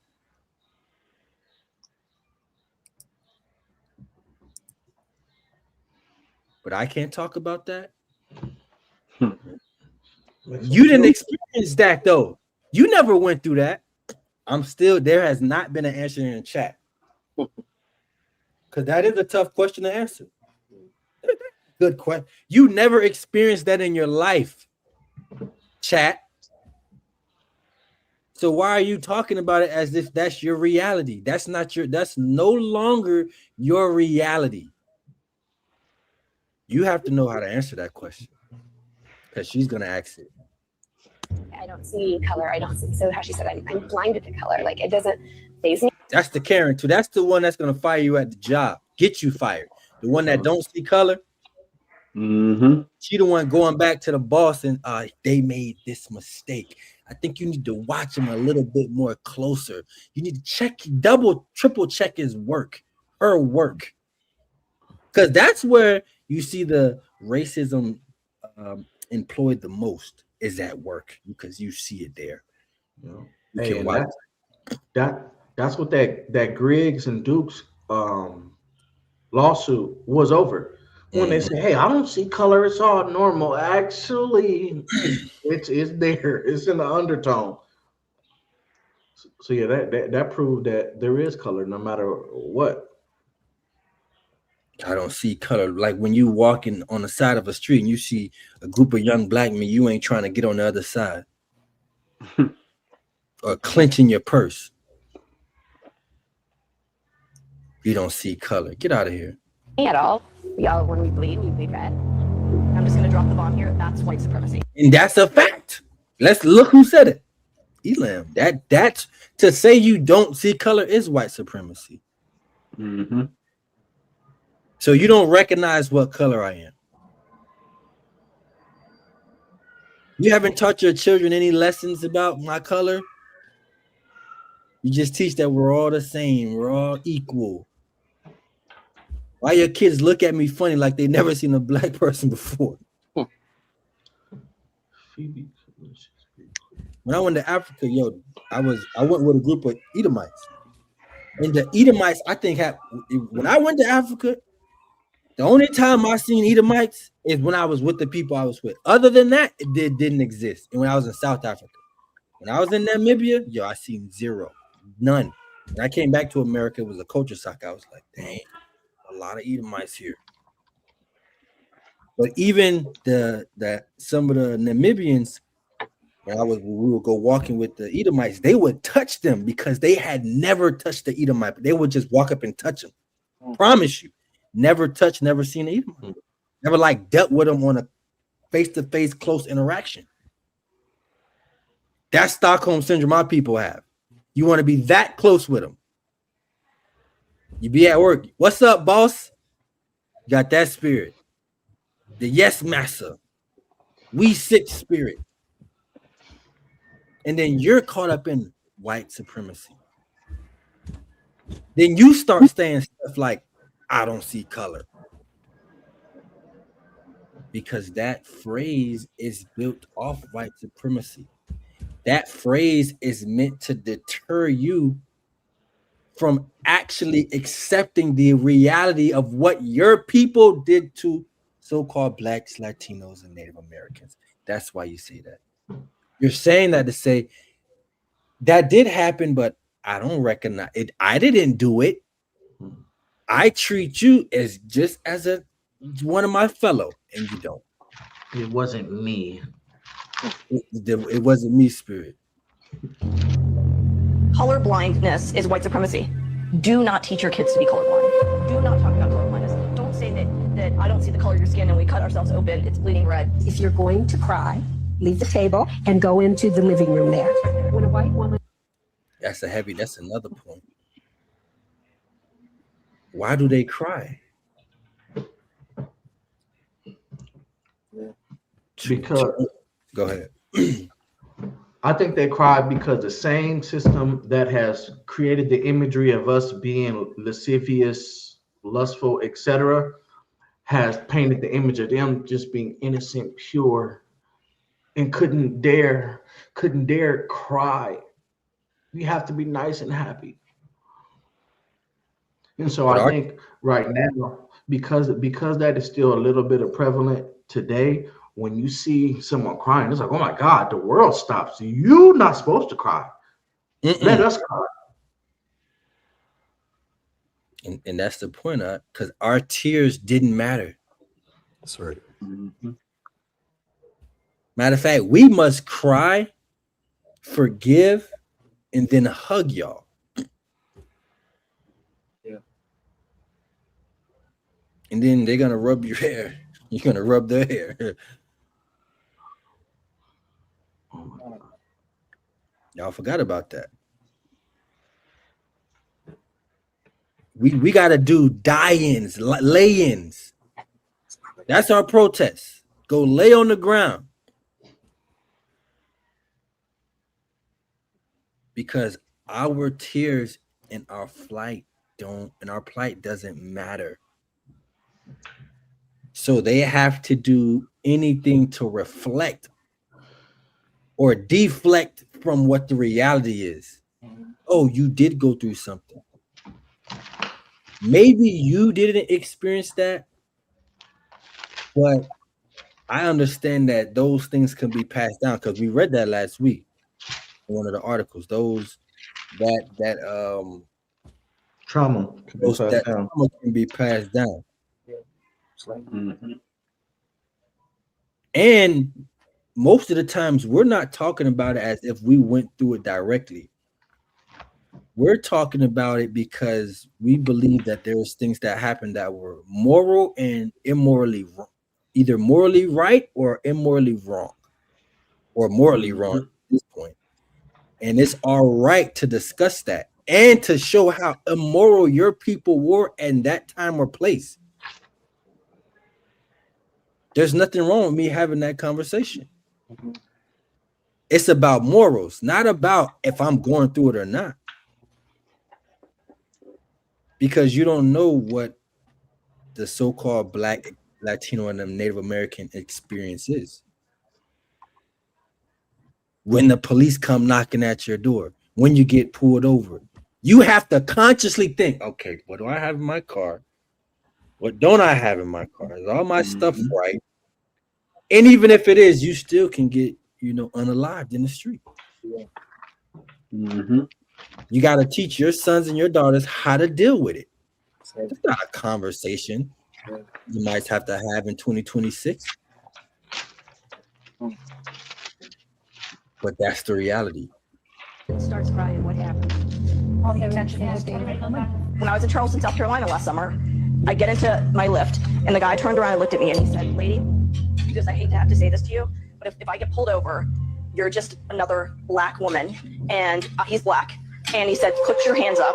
Do as they say. Do not make any trouble." Because just the fact that you're with me and not Anita, it could be a problem. Because they'll take you being dark as one of us. That's right. Look at the effect of your skin color in America. But Negrophobia, it doesn't exist. It's not real.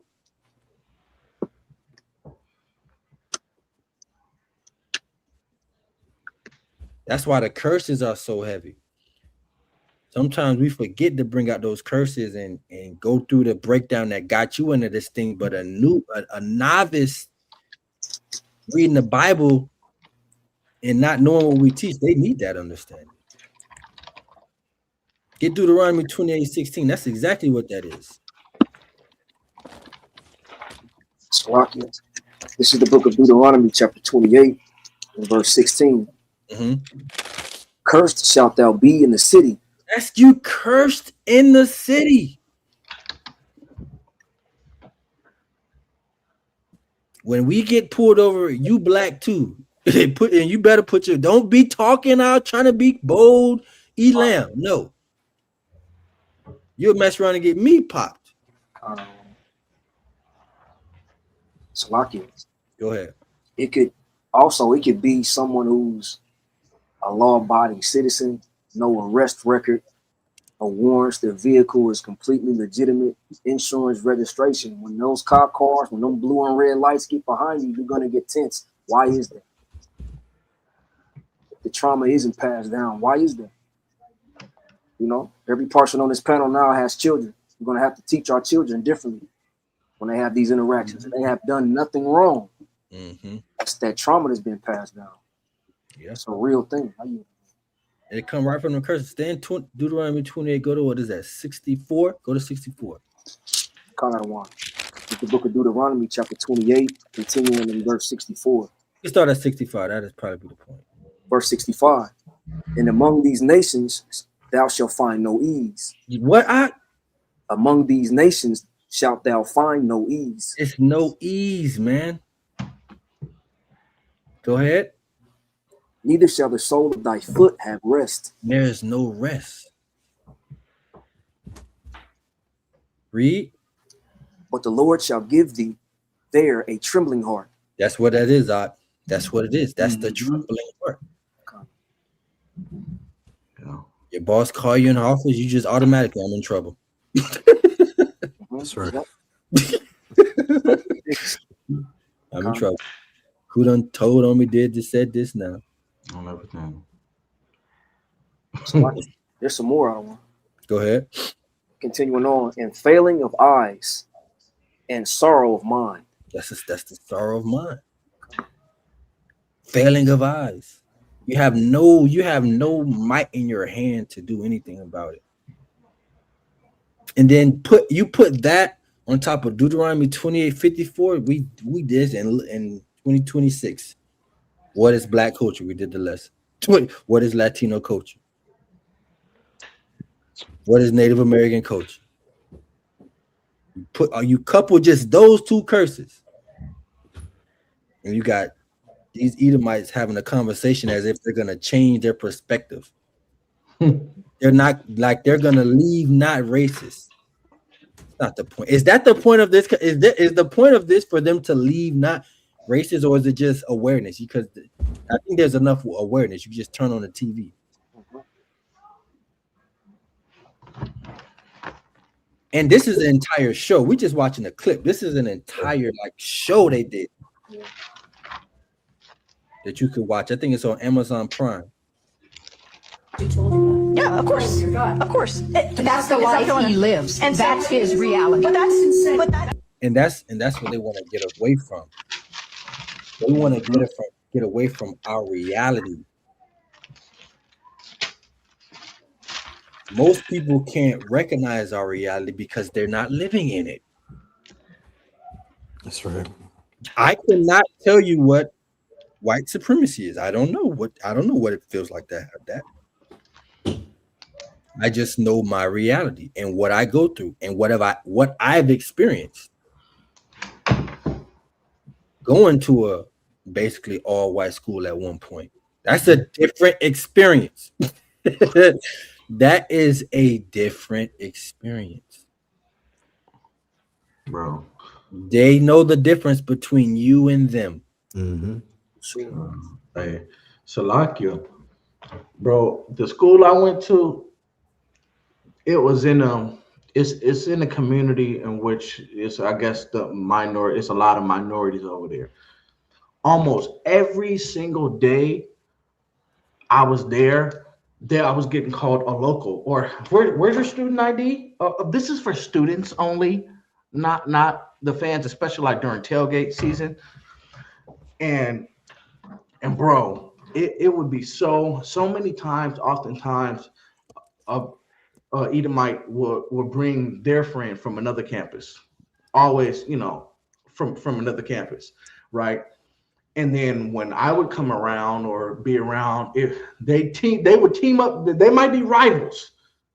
They would team up against me to let me know that I didn't belong there, and this was for the college students.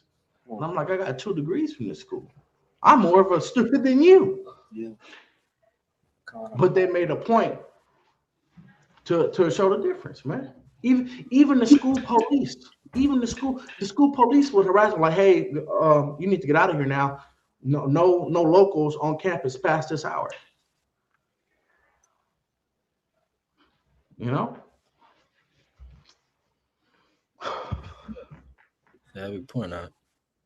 Because it still exists. Facts. It's reality. She's worried that her kids are going to die. I cannot remember a time that I have not woken up in the middle of the night in a cold sweat. I want to ask also to stop acting shocked. So part of white feminism is acting so surprised when we tell you. Why are you? She cut him too. That's a part of white feminism. Is they act, oh my God, that's how they do it at work. Oh my God, I never knew you go through that. Mm-hmm. And you gotta play along like, okay, you didn't know racism still exists. but our people be playing like, when you look at it from a spiritual perspective, being an Israelite, when you watch our people have that conversation with Esau, they have no idea how to have this conversation. No, at all.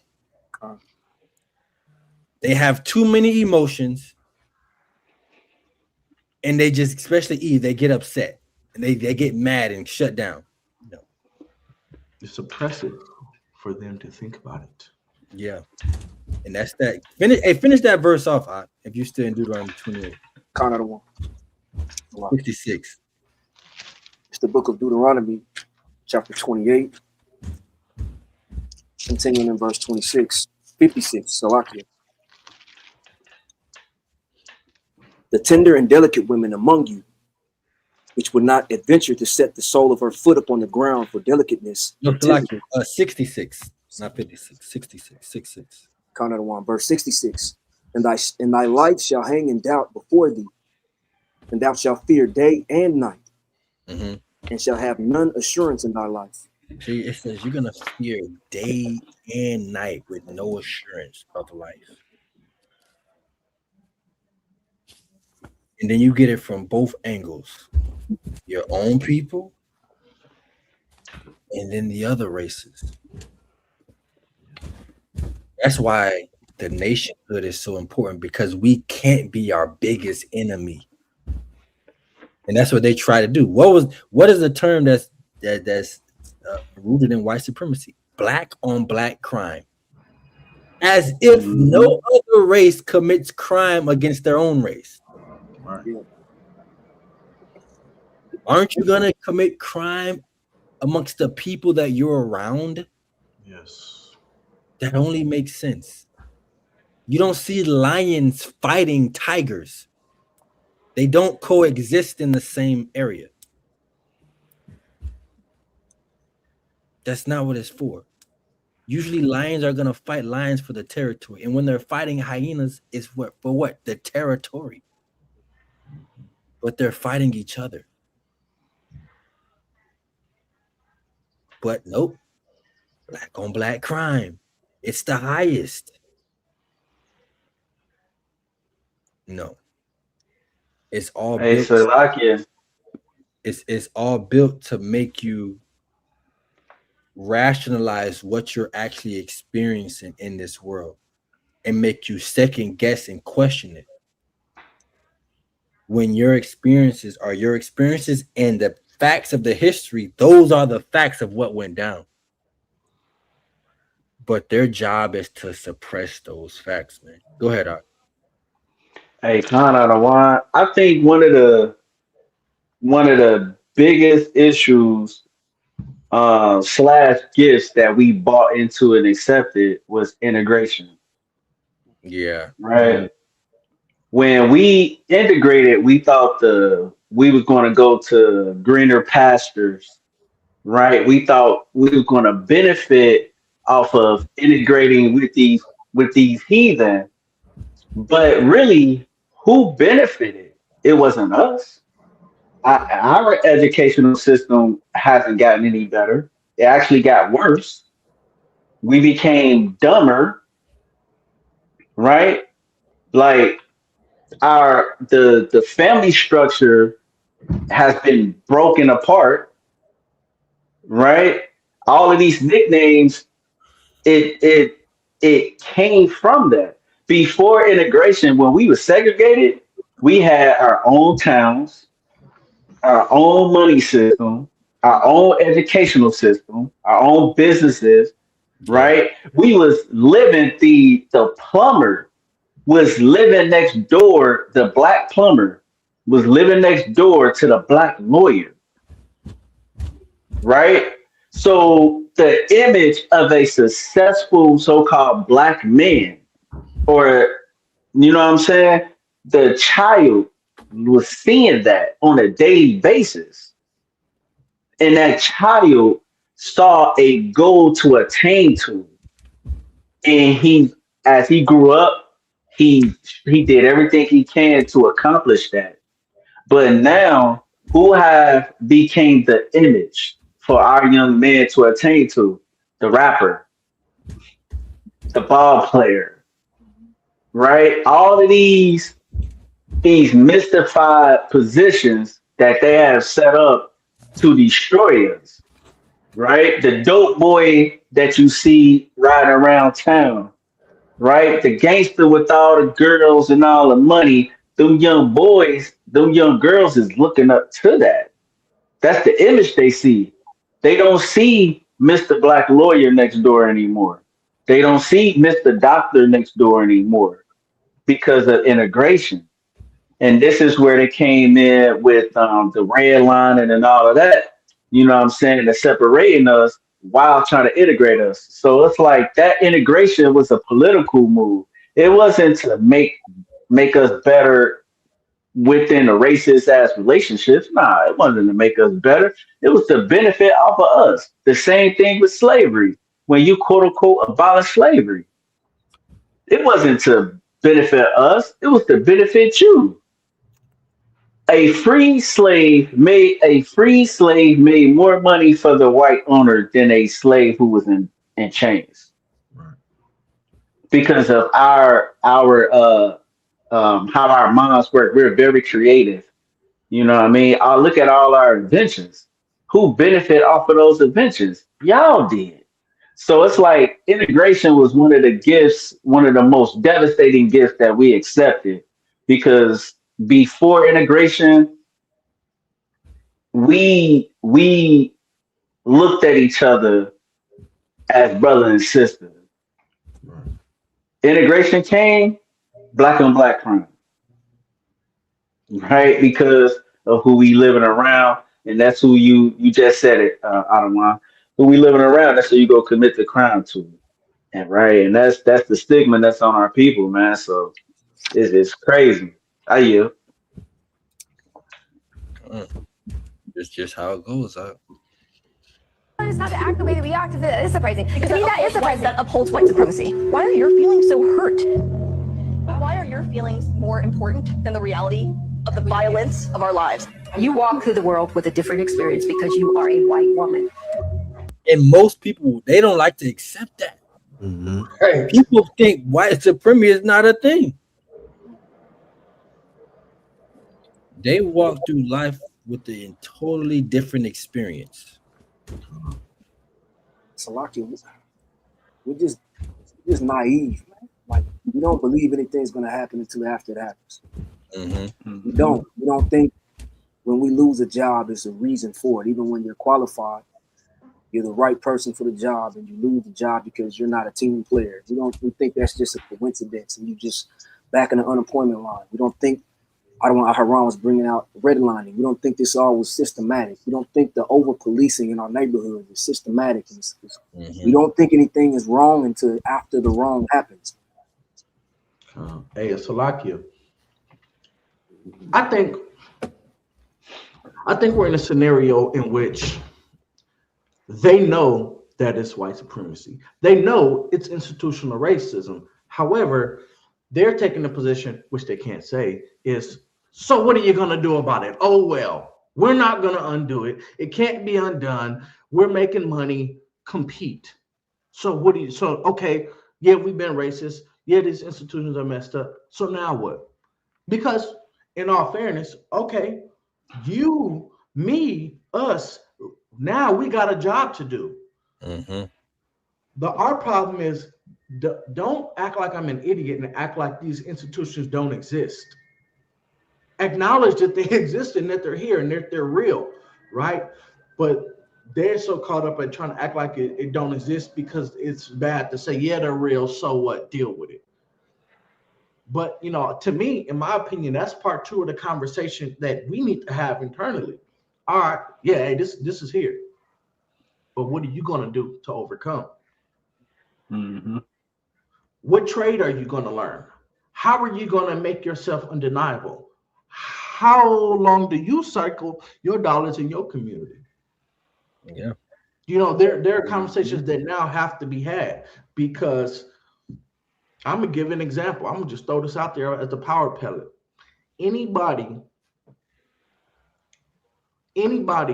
from the Black and brown community that you don't even have to have a college degree. You can do this in high school. You don't even have to have a high school diploma. Look up Lean, Lean 6, the number 6, Sigma, Sigma. Lean 6 Sigma. That's the institution that offers certifications. You can go get a Lean 6 Sigma yellow belt, green belt, or black belt. Type in Lean 6 Sigma on Indeed and see what salaries come up. Okay? You can get a green belt in high school. You have this certification. I mean, I guess there are probably some chances where you're going to make less than 90,000. But in general, that's the pathway to 6 figures. All of us can take that right now. You don't need college. So because there are things like those certifications, and there are opportunities in which you can get ahead, they want to bypass having a conversation entirely. And we're so busy getting stuck on, hey, acknowledge that this is a thing, that sometimes it's hard to move on and get the acknowledgement and say, peace, now what we're going to do with it. I'm telling you, Lean 6 Sigma, I got the certification. Trust me, I've seen it, it worked, and it's cracking. Lean 6 Sigma, go look it up. That's something we can all do right now. That's why the nationhood is the nationalism is so important, not because a lot of things we just don't know. There has to be a point in time where you gonna blame Esau, all right, but now we still have to take action as the nation. You understand? We still have to take action as the nation and then turn our nation into what we want it to be while we're here. Right.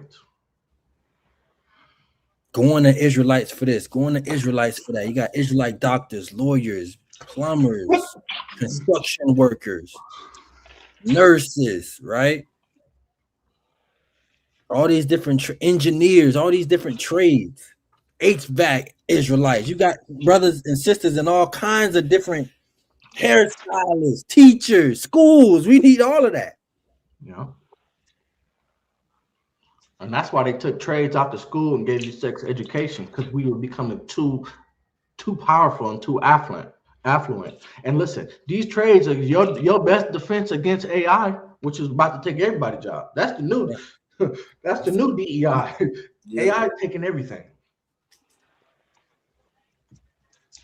You know, when we have conversations like this, obviously we understand and know what Esau did to us, but at the same time, and even like the scripture say, yo, you still got to repent for your forefathers' sin, because at the end of the day, it's still our fault. Mm-hmm. You know, he gave you the choice: keep the commandments, live; break the commandments, die. Right.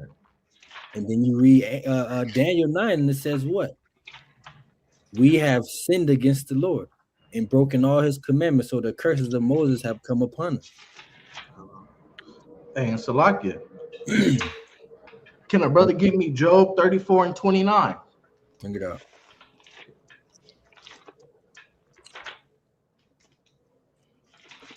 Count on the one. This is the book of Job, chapter 24, verse 9. 34 and 29. 34. Gotcha.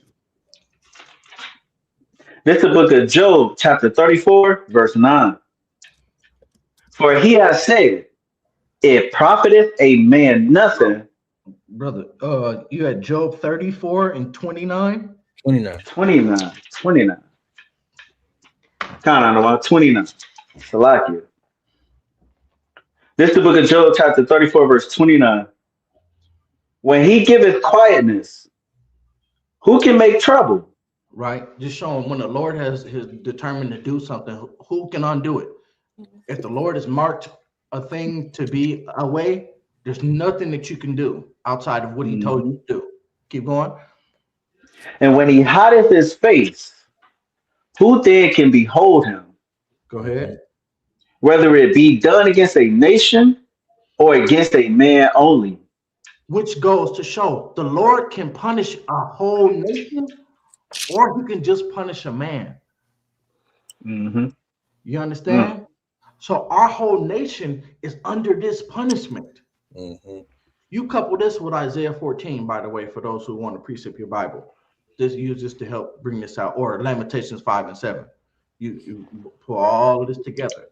But show we are underneath that affliction as a nation. So the only way to get out of there is to do what?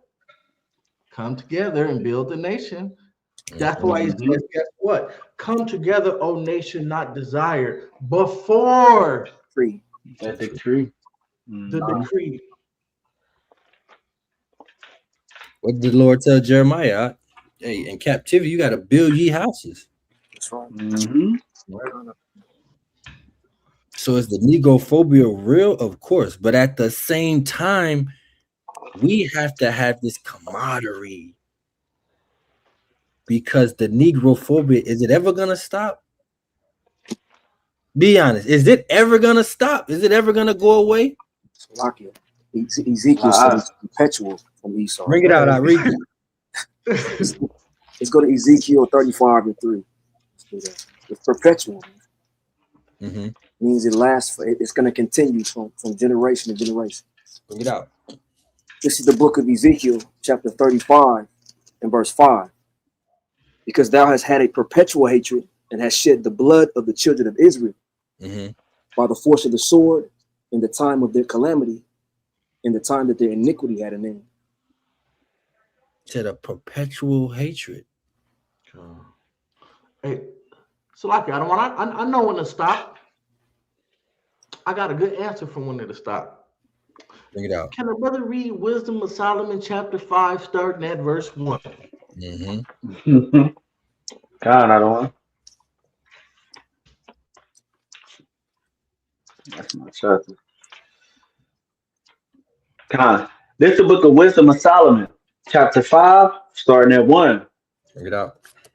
Then shall the righteous man stand in great boldness before the face of such as have afflicted him, and made no account of his labors. Right? So eventually, guess what? We're going to stand in boldness in the face of those that afflicted us and treated us poorly and spoke wickedly concerning oppression and was very lofty. Psalm 78 and 3. I mean, 73 and 8. Keep going. Verse 2. When they see it, they shall be troubled with terrible fear, and shall be amazed at the strangeness of his salvation, so far beyond all that they looked for. So when we actually get saved up out of this thing, when actually the Lord comes and brings Jacob back, and we go through Jacob's trouble, they're going to be in fear of the strangeness of our salvation. Say, oh my God, you mean these were the Israelites the whole time? And we did them like that? Watch, next verse.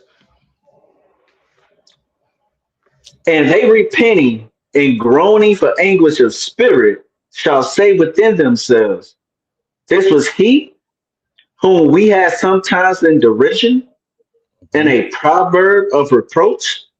That's the, oh my God. These were these people that we had this institutionalized racism on. That's what these Edomites on that show gonna say. They raised their hand. Yeah, and this is thus saith the Lord. This is not us. This is when the Lord says that it will stop. And until that day, it's not. Keep going. And as a matter of fact, after this, Asher Allah, can you please get 2 Maccabees chapter 6, start at verse 12. Keep going. Verse 4. We fools accounted his life madness, and his end to be without honor.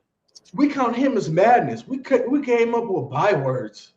We gave him Cardi B to represent their people. We said if you don't vote for this, you ain't black. We gave him redlining. We gave him crack cocaine. His life was madness. Why? Because we've driven him there. And guess what? After that, your end is not even with honor. They don't even honor. You get the point. It's self-explanatory. Keep going. How is he numbered among the children of God, and his lot is among the saints? How are you, Black, Latinos, and Native Americans, the actual children of God? How was it you? I've been tired when we did this. God gave us America. We did this, the Inquisition. How is it y'all? That's when it's gonna stop. Because matter of fact, we'll end this right here. We're about to get 2 Maccabees, but real quick, get Psalms 119 and 139.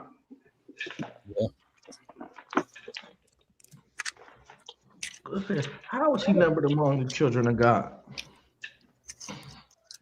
So they're gonna ask that. Hey, look, I'm not gonna lie to y'all. I make this tea real strong. I'm on a good one right now. I'm Energy tea. Hey, Bring it out. I'm zooted right now. Go ahead. This is the book of Psalms, chapter 119, verse 139. My zeal have consumed me, because my enemies have forgotten thy words.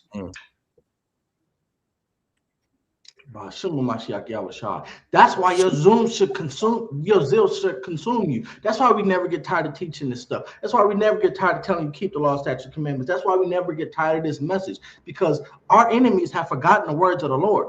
They have forgotten what the Lord has to say when you touch the apple of his eye. They have forgotten. That's why you should be zealous and continue on in your faith, because you did not forget. That's what faith is. Although our salvation is not apparent, it's nearer than we believe, because we have faith. All right. Read 2 Maccabees. It's the book of 2 Maccabees, chapter 6, starting at verse 12. Now I beseech those that read this book that they be not discouraged for these calamities, but that they judge those punishments not to be for destruction, but for a chastening of our nation.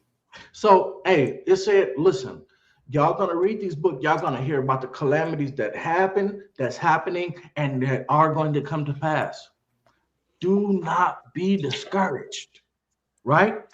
This is not for us to be destroyed, but this is the white supremacy, the institutional racism, all these things is just for a chastening for our nation, right?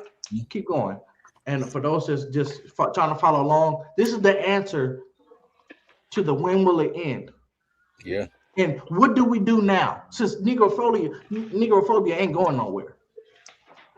Keep going. It's the book of 2 Maccabees, chapter 6, continuing in verse 13.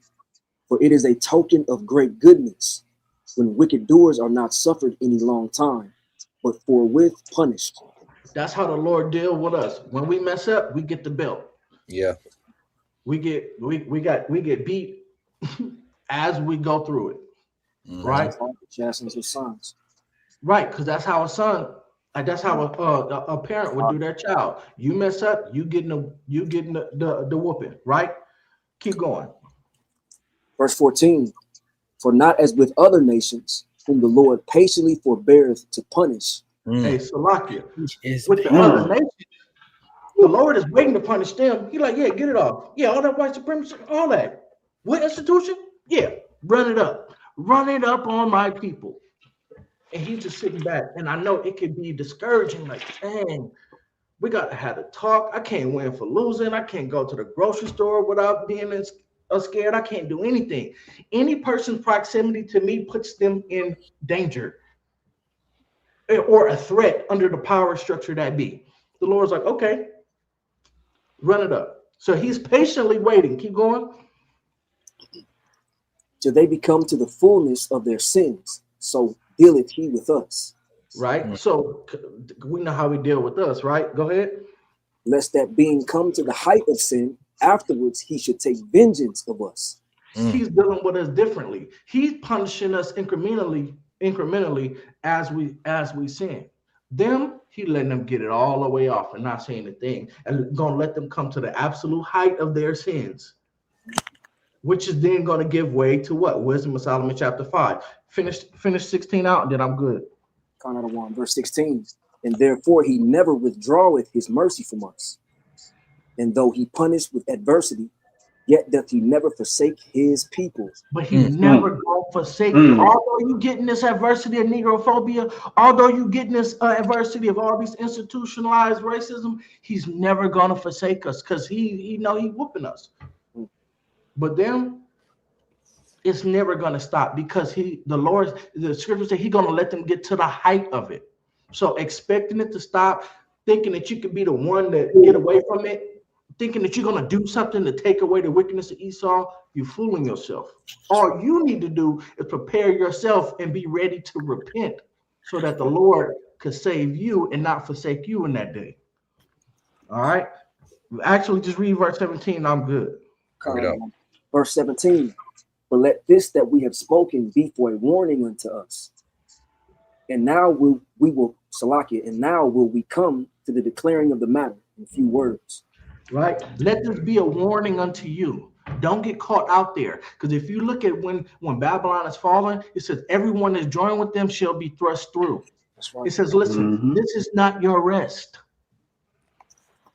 Yeah. All right. All right, you. Hey, Salakia. Bring it out. Just to add to your point, Cap, can somebody give me Revelation 18? Revelation 18, start at verse 4. We'll get straight to the point. It's the book of Revelation, chapter 18, starting at verse 4. And I heard another voice from heaven saying, come out of her, my people, that ye be not partakers of her sins, and that ye receive not of her plagues. Right, so just what Captain Aaron was just talking about, the Most High is telling us, this ain't gonna end until I send my son back to judge this world. That's right. But until then, come up out of her. You are not of this world. right? Don't be partakers of this world. That's not saying don't build houses. That's not saying be a lazy nigger. That's not saying be out here shaking your tail feather. No, that means come back to these laws, keep these laws, and endure this thing by faith and keeping of the laws, right? Continue. Verse 5. For her sins have reached unto heaven, and God hath remembered her iniquities. Right? So this world is, you just look around. Just look at around, right? Look what's going on. You got wars going on, rumors of wars, right? You got the economy failing. Babylon is falling. Babylon is falling. This world's coming to an end. The days ain't 24 hours no more. We was just in January. Now we in May. It The seems days like are not 24 hours anymore. They not. Bro. They're like 20. They 23 hours now. 23 hours and some change. You get 23 Right? hours? Yeah, it's 23 hours. That's too, man. I forgot to swift. Like, hey. To be exact, it's 23 hours and 54 minutes. To be exact. Yeah, it's crazy, right? That's why the Most High is calling us out to gather ourselves together, man. Because the decree is about to be, it's about to take place. He's about to decree his son to come back, right? Because this nation's, this world's sins has reached the heavens, right? But continue. Verse 6. Reward her even as she rewarded you, and double unto her double according to her works. And the cup which she hath filled to her double. Like, you got to think about it. What is double? Can't fathom it.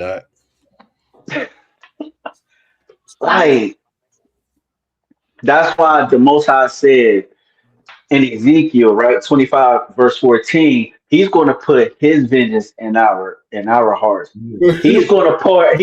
Because we're not angry enough. We don't know what it means to take a baby and dash him against the stones. We don't know what that. We don't even like. We can't. We're not that angry enough. That's why he said, "I'm going to put it in your heart. What I feel, I'm going to put that in you, and you're going to execute my judgment upon them. You're going to reward them double than what they have rewarded you." Right? That's why we have to come up out of this world. We have to come out from amongst them. Stop loving the way of the Grecians. It haven't benefited us, man. It has actually destroyed us. All right. With that, I yield out of one. Excellent point. So let's get the definition one more time for him.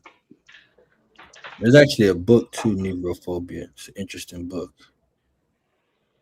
I was reading it, the summary of it. So let's get that definition. Let's read this again for the people that missed it in the beginning.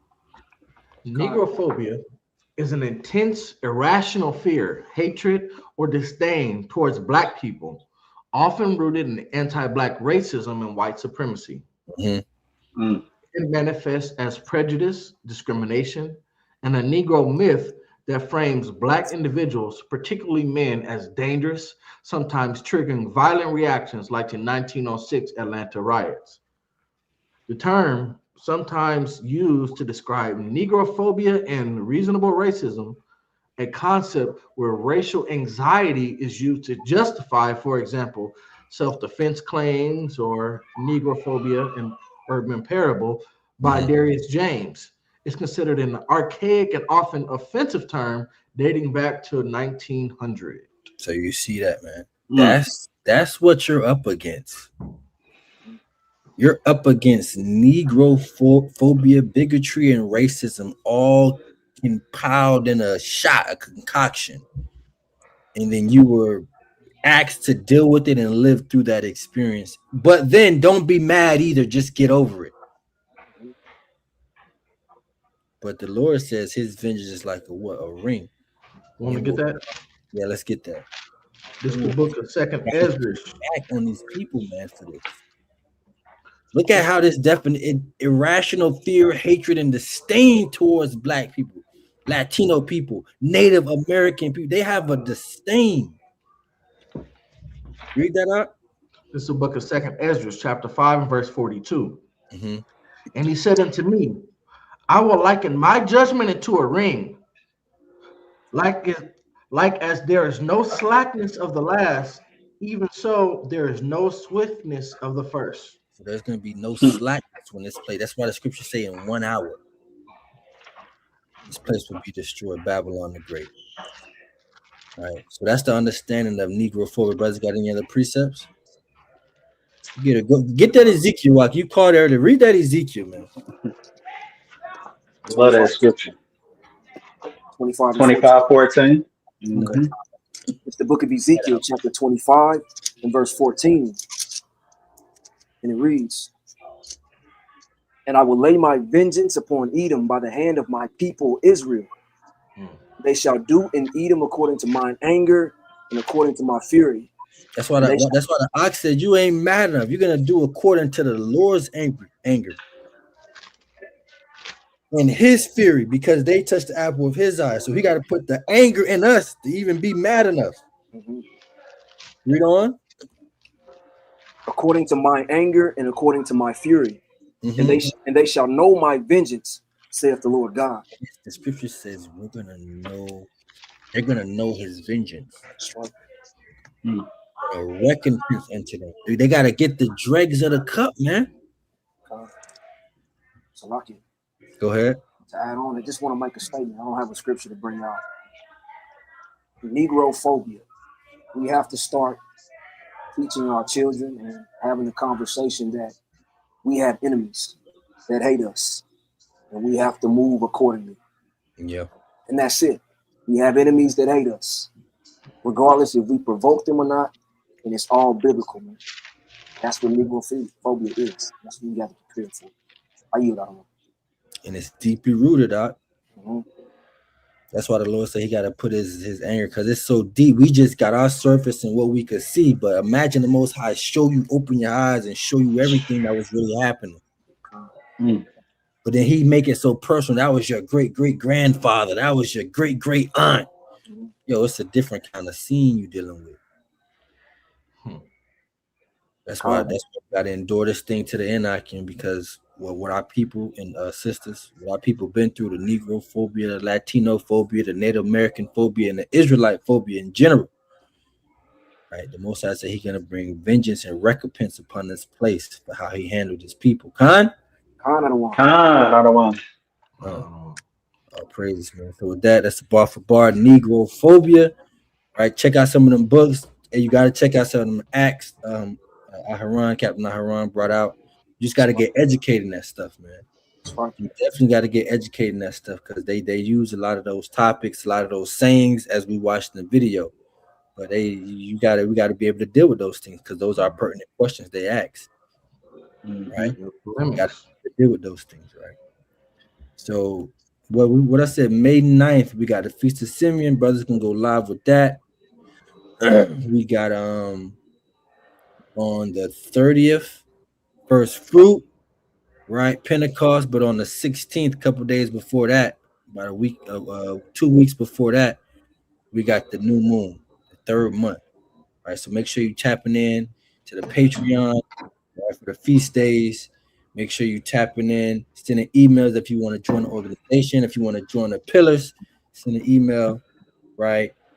Make sure you remember this, man. We still stand by this. That's right. The reason why we in this condition is because a lot of us have a seasoned mindset.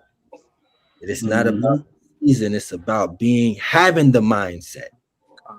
This is who you are, not just on camera, not just at camp, not just around brothers, around sisters. This is who you are, this is how you walk, right? And this is how you carry yourself as a Israelite individual. We got to make sure we continue to follow that, man, or we're going to be back having the same conversations. Day of Atonement. Did you commit the same sins you committed last Day of Atonement? Are you going backwards or are you going forward? And if we're going backwards, we ain't leaving here, family.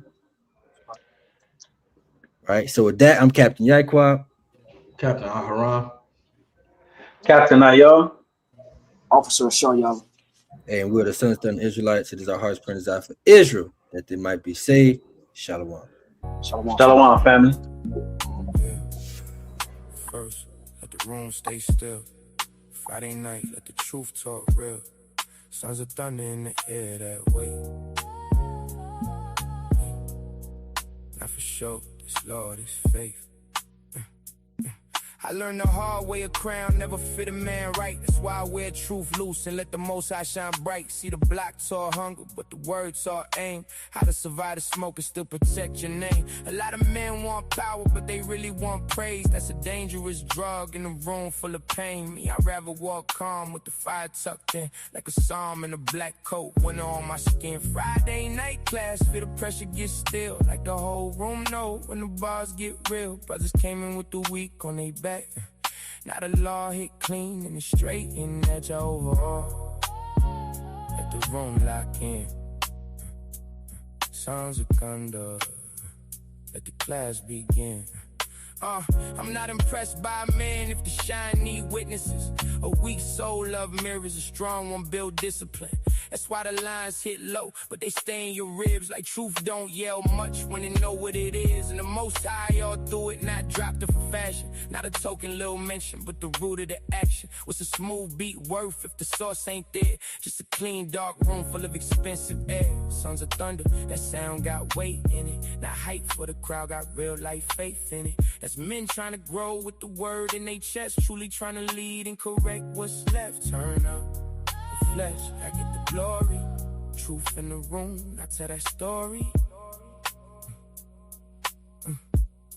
I wanna beat that sound like midnight on clean rims. Soul sample, low drums, knocking like deep sins. Piano lean left, bassline talk slick. Something that feel like the truth in the black whip. It's for the brothers still fighting the smoke in their lungs. Still praying for peace while they carrying sons. Still trying to be better than the week they had. Still trying to stand tall when the pressure go bad. So don't make this big just to sound important. Make it feel lived and polished. Like y'all in the room in the city outside. Like wisdom got dressed and decided to ride. Yeah, first. Truth next. Sons of thunder. That's respect.